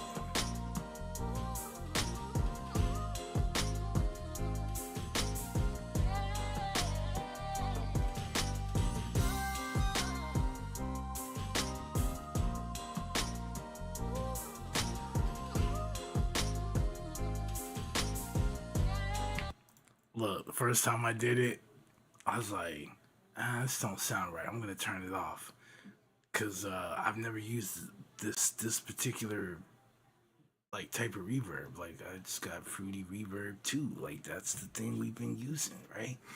So I got this. I'm like, play reverb. Okay, okay. I learned a little bit about it, like how what it was made for, like how it's made, blah blah blah. I'm like, all right, cool. So I got something that's kind of multi-purpose, and I go to use it, and like I wasn't understanding like kind of how to dial it in because I'm still thinking in terms of the fruity reverb, and I'm going, this is like that's too much. Like, so I started, just dialing it down, listening, and then when I would like turn the effect off because I'm like I don't like the way it sound. When I would turn it off, it would make me immediately want to turn it back on and figure out what was wrong because I'm like, nah, it sounds way too like now that I heard it, taking it off is like it sounds terrible and you're just like, okay, I need to learn how to use this and fast because this is actually good. I just don't know what I'm doing, right? Um, but yeah, once you get that down, it's over with after that. And then our bass, we don't route to a bus. We don't slap reverb on it. Maybe, maybe, maybe there's a song where you actually want to do that. There are some instances, especially with like EDM, where these guys put their kick on a separate like they route it to a separate bus and they do stuff to it there, separate from the drums, the hi-hats, and all of that, because they want to keep the kick. They want to do something special with the kick, especially how you hear how hard that kick be like. That kick be kicking, all right. So do stuff like that, and then when they add reverb and all that, like it doesn't affect the kick because the kick is being routed to another channel, right? So they do stuff like that. So like the snare, the hats, everything that has reverb on it, but not the kick, right? And there may be some instances where you may want to do that and just keep the kick dry. In that case, you can, but once you experience having created a room in which the sound, like you get more of a 3D kind of sound, the moment you turn it off, it just don't feel right anymore. It just doesn't feel right anymore. Like you're just like this. And when you turn it on,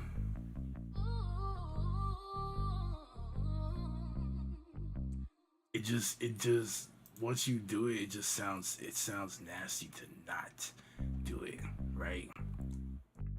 You're like, yeah, this isn't it. So again,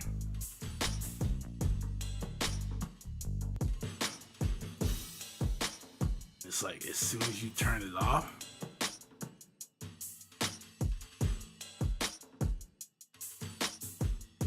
it's not there anymore. You lose all, like it just goes. Now you can always come back, maybe change some things up a little more, something like that. But I need to move this. And so this, we just kind of wanted to hit just kind of slightly after the sounds do. So that way the reverb's not hitting exactly when your sound does. So again, kind of creating that space. So after X amount of milliseconds, we'll hear it,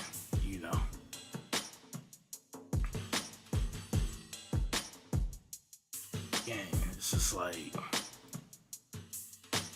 let's bring it to like 3. As soon as you turn it off, you kind of want to hear that, and once you kind of lose that, like once you put it on and then you take it off, you're like, nah. But when you're creating and you haven't like applied any reverb or nothing like that, it sounds good to you. You're like, oh yeah. But once your ears hear it, you can't unhear it. It's just one of those things. Even some songs, right, when it starts, it might just be like just the drums or something like that. What do you notice? It sounds like they're in some kind of a room, right? That's the reverb. You create the room, right? You create the space. To not do that, it sounds like this. And I can almost, this has reverb on it, but I can almost guarantee you no song comes on and it sounds like this. It's dry, right? This is all kinds of dry. There's something.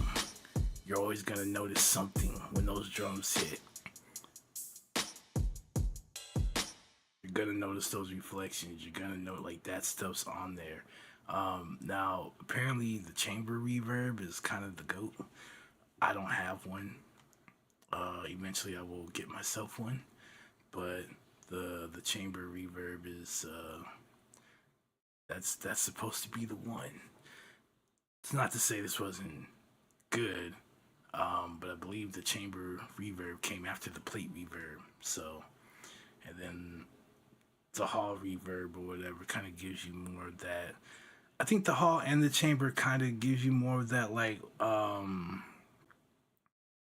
big auditorium kind of concert hall kind of thing, but the chamber hall is like the blend of the hall reverb and like the plate reverb, something like that. But apparently it's the GOAT, and I forget the particular one, but it's like well known, and I think Abbey Road Studios is like the owner of it. So I'm like, dang, I'll never have a room like that, but I'll take this plug-in for 150, Alex.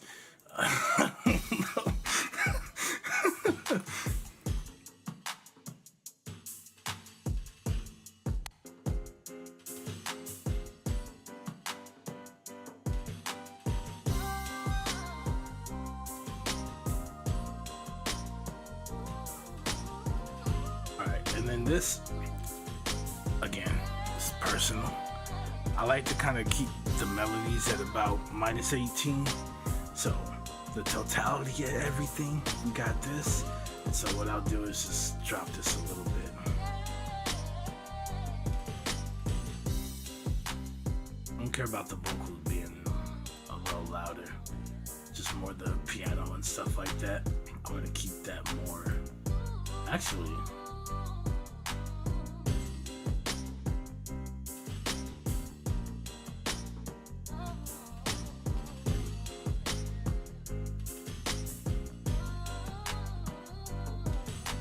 yeah, it works out. Alright, now we have everything mixed down. We have everything, you know, kind of one way or another. If you want, you can pan, but it still doesn't stop the fact that you've already widened this. If anything, you'll just get something that's offset. So instead of 35 on both sides, you might get something that's like, now, I don't know, 40, 30 or whatever, depending on how far you shift it over, right? So if you want, you can continue to kind of shift something over. That is completely up to you. But I like this, I like the way it sounds, and we are almost done. So what we have here now is our final mix bus, and I actually see we got some room, which makes me like this even more. So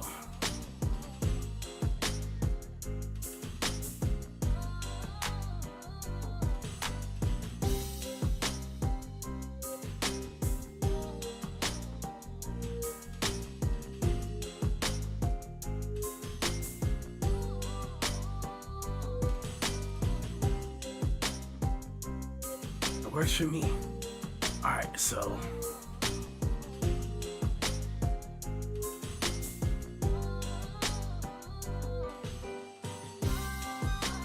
I think with more the bass, that's okay. That's okay. So what we're gonna do is, whoa, oh, that's why it's like that. What was I doing? Oh, when I sent it to you, I slapped this on here so I can try to make it sound somewhat presentable. That was definitely my fault. That was definitely my fault. And the whole time we had that on there, which is scary. I ain't gonna lie, that's scary. Okay, let's try this again.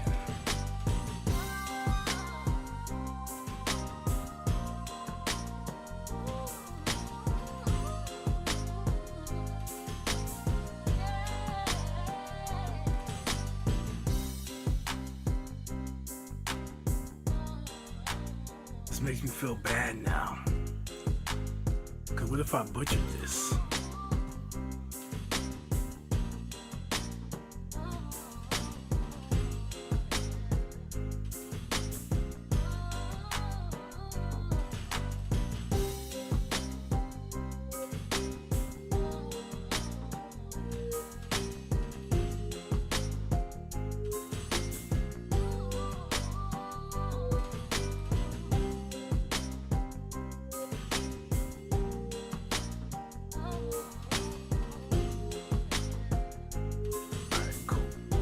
So let's take this, and what I'm gonna do, I'm gonna run.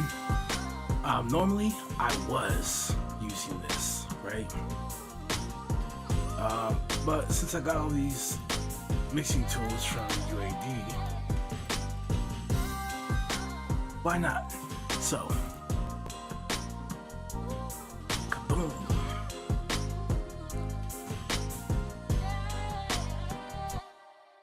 Kind of the same thing. We just don't have the two compressors. Pretty much it. That's it.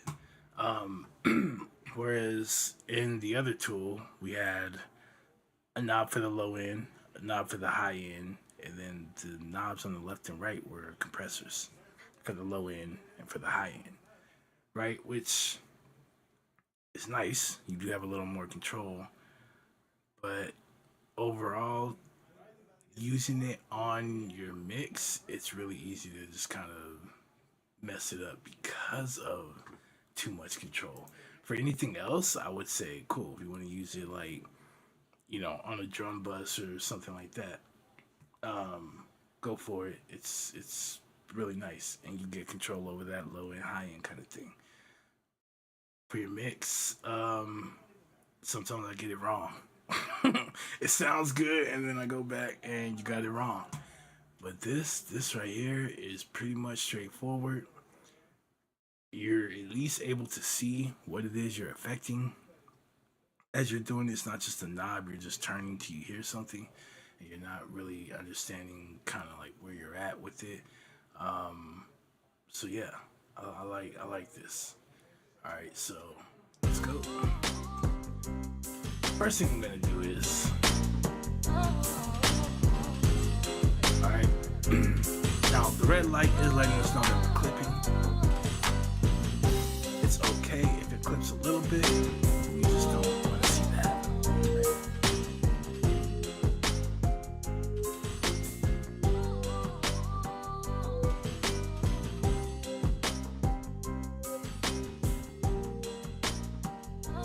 A little bit more. Okay, so I can tell it's only doing that when the kick and the snare go over. Perfect. Alright. Now for this 10K, you're gonna just hear it just open up the track. Oh, I have to turn it on first. Silly me.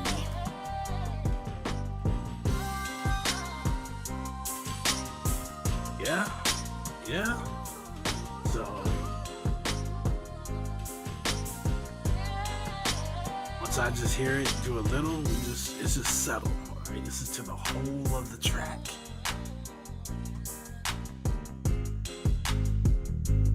Lower end, but not the super low end, right? We're at 110, so don't go wild with this.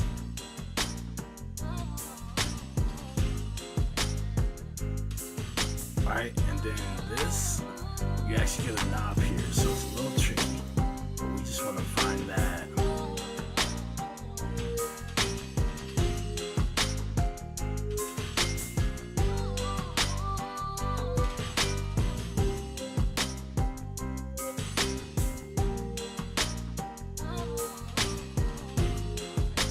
We're just putting a little mid-range in there, okay? Go on compressor. Now, we don't want to do too much compression on this. So if we want to do like 1 or like 2 dB, that should be fine. I wouldn't go over 2, but I'm gonna keep mine at 1 because it's safe. If I did my job right, you shouldn't have any problems. So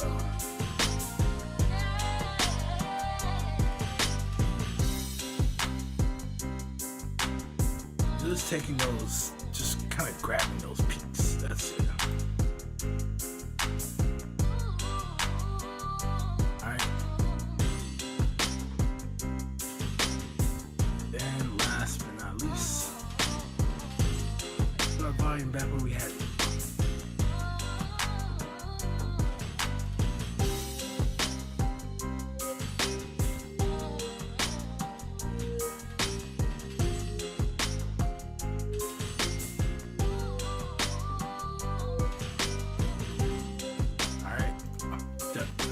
Before, after.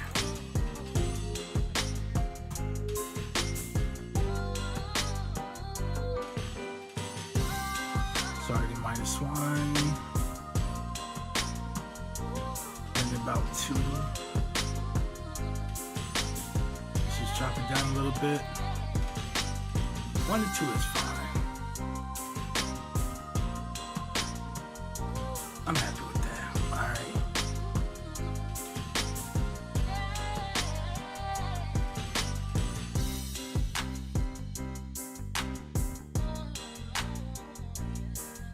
Alright, now this is something for me to, bounce out, listen to in the morning, through my speakers, hear how it is, take it all in, go make some other adjustments if I need to or something like that. Can't believe I've been talking for like 2.5 hours. Alright, my ears are definitely tired. So, I'm gonna go play a game. That's what I'm gonna go do. Now, normally, if I didn't have to talk or anything, I could have this done like 30-45 minutes. But explaining things and the examples and such, and me having my old man rants, yeah, we did it.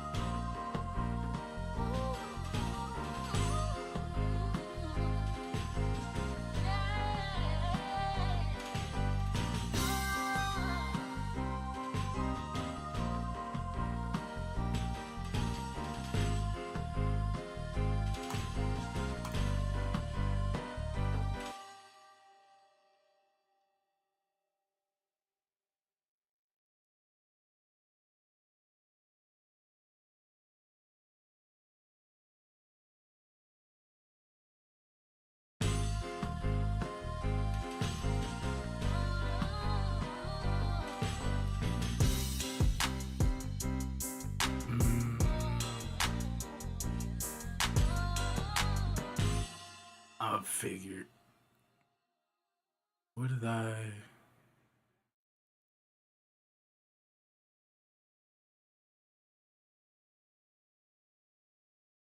No, don't tell me I did that.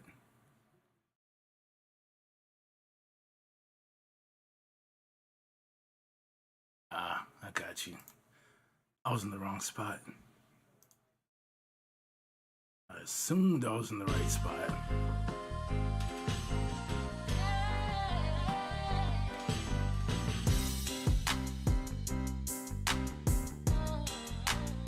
Alright, so here. Okay, boom, that's fine. It comes in. Okay, we get done here, and then I'm going to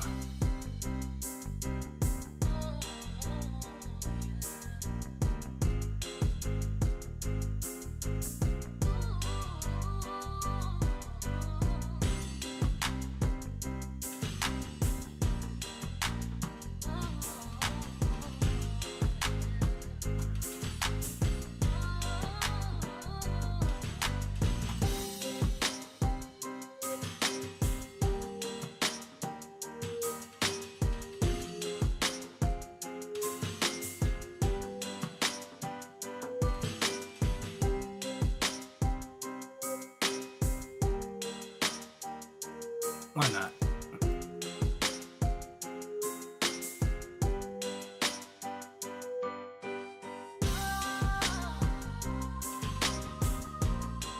My flute just went dead. It died. RIP to the flute.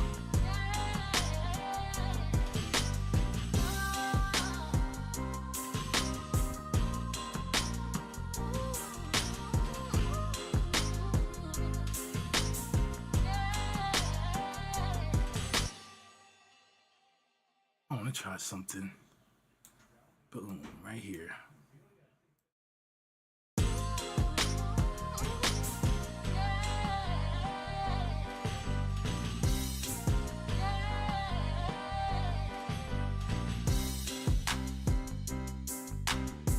So here,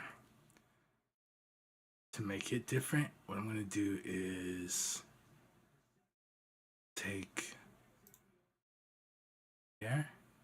rid of the clap, get rid of the hats. Let's see what we get.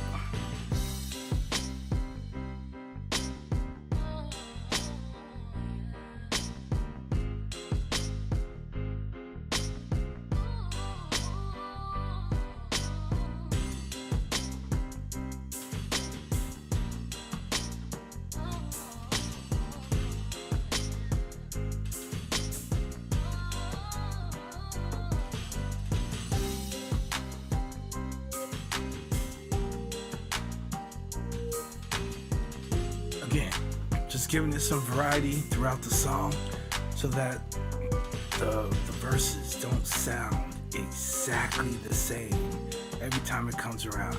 Every time the verse comes around, you're gonna notice something changed. You're gonna be like, oh, when it started the first time, I heard all this, but then the next time this stopped and this was here, but not that. And then the next time that came around, that was there, but that wasn't there, right? Give them something different to listen to, right?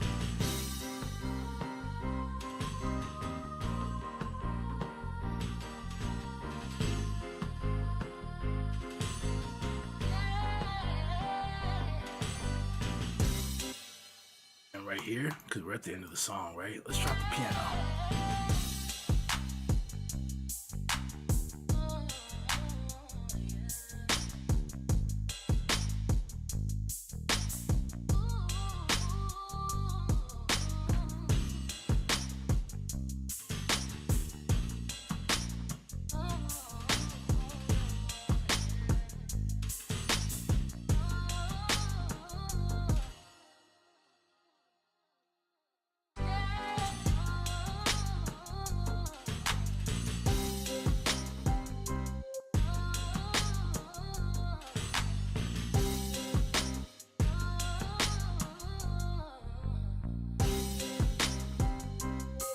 Then right here, we can start to fade it out.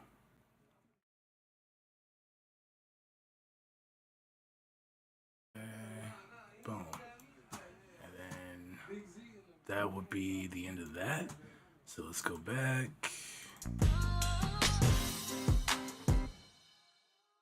Right click. We'll create an automation clip.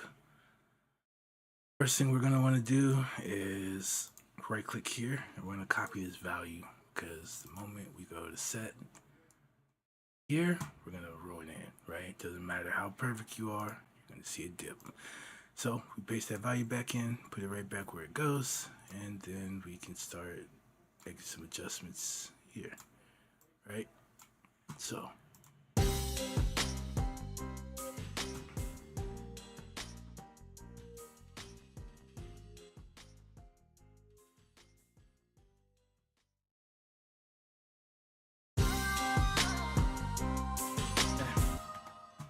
done. We can either leave this here or not. Yeah, I guess for the dog we could.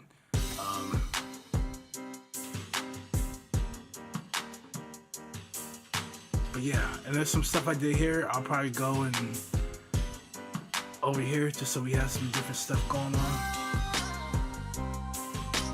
But I like it. I mean, I just started this stuff over here on the fly, so now we can go back and start adding stuff.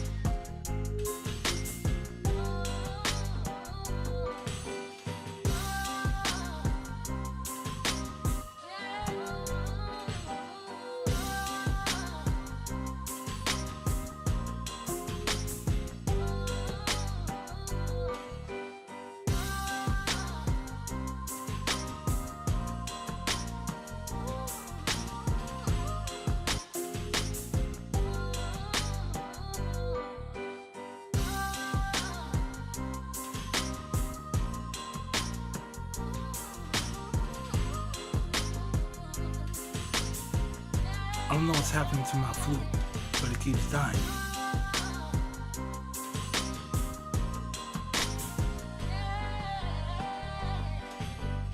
Me here playing.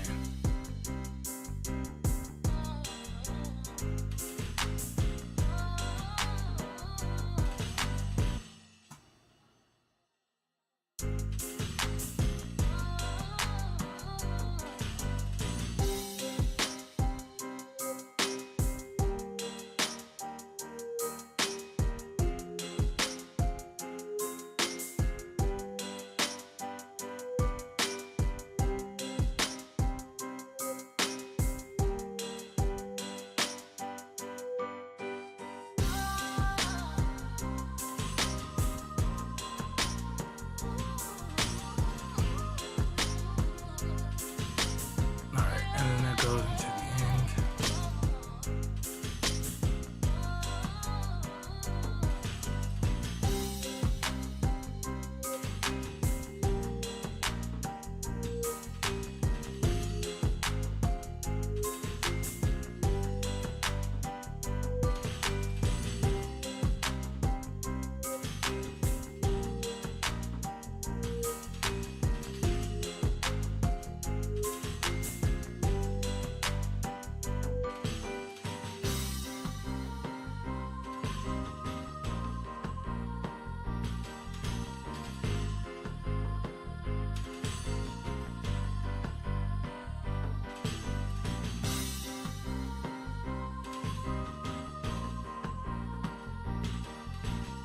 I don't know, I think the flute just gave up.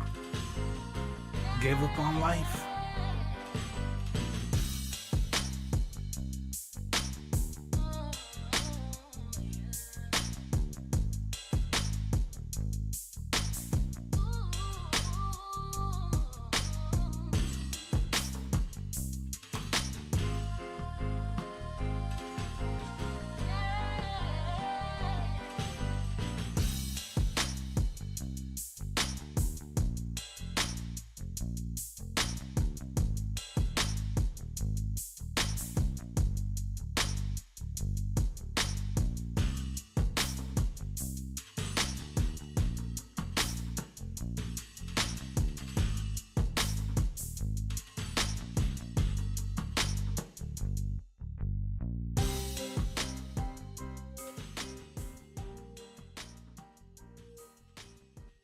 Let's go.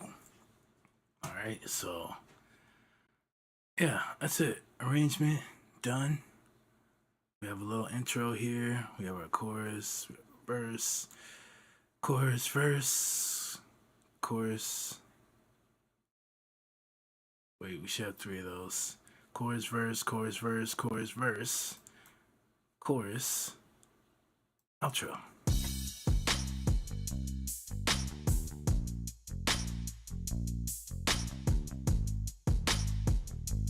Yeah, for the 99 2000, you know what I'm saying? Yeah, I don't know, anyway.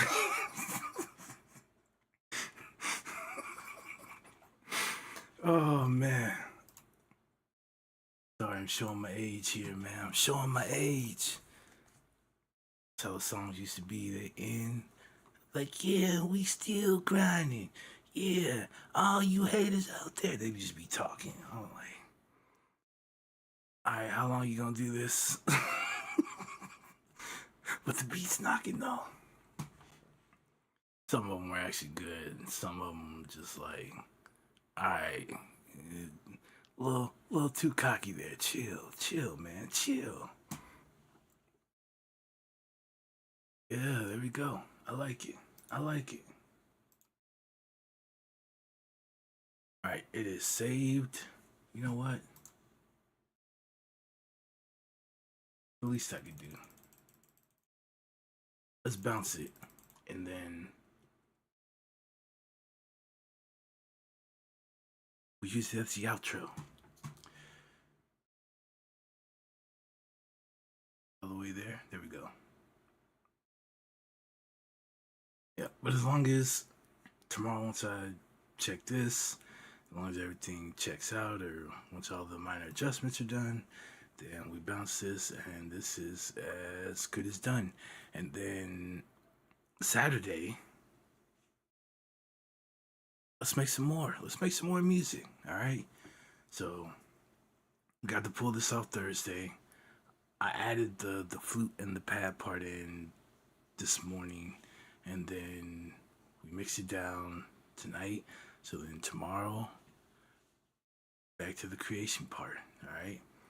Um, if you missed that, or if you would like to go check it, I think for like the first hour and a half, if you are interested, there's a lot of talk about theory. Tried to make it as simple as possible, and tried to use the piano roll so you could see exactly what I was doing on my keyboard. So, as far as playing through scales and just like recognizing patterns and what you can do once you learn those patterns, right? Um, you can make some interesting stuff. I'm still kind of sad about this flute. I don't think it's gonna play. Is the thing, but if it does, great. But I did talk a lot about that, about the major scale, pretty much how you can figure out every mode from the major scale. It's actually kind of simple, but for some that may look it up and they're like, yeah, I gotta have a flat this and a flat that, and you're just like, what? Look, you can take the major scale and you can write out every mode and the formula for it. So you never have to worry about someone saying, hey, if you take this and you flatten this and flatten this, you basically have this, you have the formula. Okay? You don't have to worry about it. I obviously you can Google it as well, but I think they do the same thing. They're just like, yeah, here's your one, then there's a flat three, and then there's a this, there's a that, and you could be going, what? But this thing makes it so easy because we're just talking steps, right? Whole step, half step, that kind of thing. And so the arrangement of it, depending on what degree you're going to start on, because that's going to indicate the mode, right? Then you just arrange major scale accordingly, right? You want to start on the third and take the first two, move them here, and then that becomes the formula for the third mode of the scale. So it doesn't matter whatever key you want to start on, you know how to do the third mode from that key, and then you just walk that pattern. Okay, so you could take that one, write out the other six, and now you have the formulas for every single one. And I kind of talked about a couple of them, like the Locrian scale. It's definitely used in hip hop. It's definitely used in trap. All right, but everybody's so stuck on like major minor, and even though Locrian has like a minor sound to it, right, like mostly minor, it's not the natural minor, right? It's its own thing. It's not Aeolian. So to be able to take that stuff, right? That's the Locrian scale, right? Or whoops. Right? So you're getting this, and you can, from these different scales, because every other note in the scale is a chord, right? You'll start getting these nice little chords here. You'll usually get 2 to 3 per mode, and those chords are going to let somebody know that, hey, this ain't a major scale, this ain't the Ionian, or this ain't the Aeolian, this is Phrygian, this is Lydian, this is, whatever. And to make those scales, it's really easy if you know the formula for a major scale, which you can Google, right? And then just each step, label it 1 through 7, 7 notes in the scale, right? And then the degree, one's Ionian, two's Dorian, right? You'll learn that. And then once you know which one, you can pick, say, I want to do Dorian, which is 2, and then you know how to create the formula, right? I did talk about it in the last stream, and then you're able to, doesn't matter what key you start on, but we can use this. So it kind of sounds minor, but there's this sharp 6. There's that sharp flat thing again, right? But when you follow the formula, because you're moving in whole steps and half steps, right? It'll come to you naturally, but get used to that sound, because it doesn't matter what key, it's gonna sound like that, right? And now that gives you, right? Now that gives you chords you can play with. So you could do something like,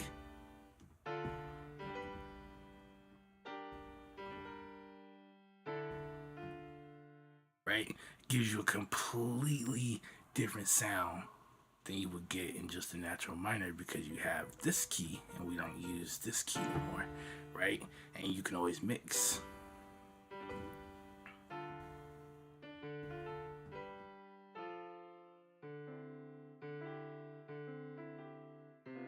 And you can play with that, right? But again, we did that. We borrowed that to let you know that story. And then I came back into Aeolian, or the natural minor, and then we resolve. Bam. And you can mix and match things, and it's really cool once you get used to it, because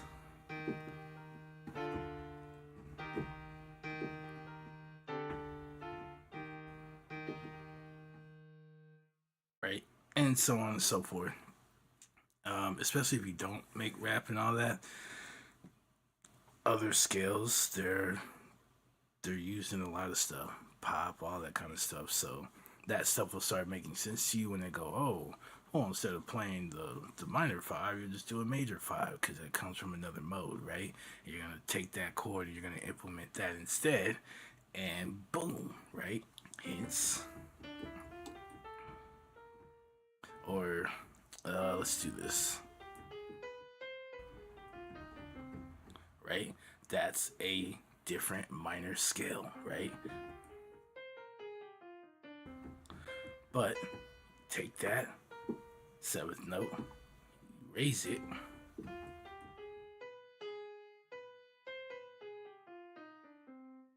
right? So now you can,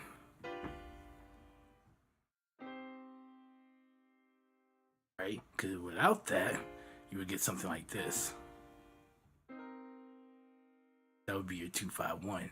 But if you take your or your minor, that would be your minor 2-5-1. But if you do this, you have your 2, right?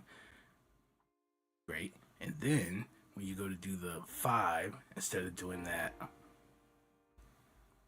minor, right? You'll end up doing a major, and then go back to your 1. Right? It gives you a completely different sound. From borrowing keys, you're able to, or by borrowing from different scales, you can create chords that you can then kind of mix and match around. Okay, so yeah, with that being said, let's pop out of here. Let's save this, let's play this, and then let's exit. Right? I had fun today. Hopefully you guys did too. So this one, there we go. All right, guys, that's it. Appreciate you guys stopping by, and tomorrow we'll actually create something. All right, we'll sit here and I'll probably vibe around for 30 minutes while we pick out a scale, and then we'll work. I love this. This turned out nicely. Remember, stay patient, remain diligent, and as always, be majestic. It's destiny or fate this year, okay? It's year of the 8. Karma's in full swing. Stay kind, be humble. With that, I'm out. Peace.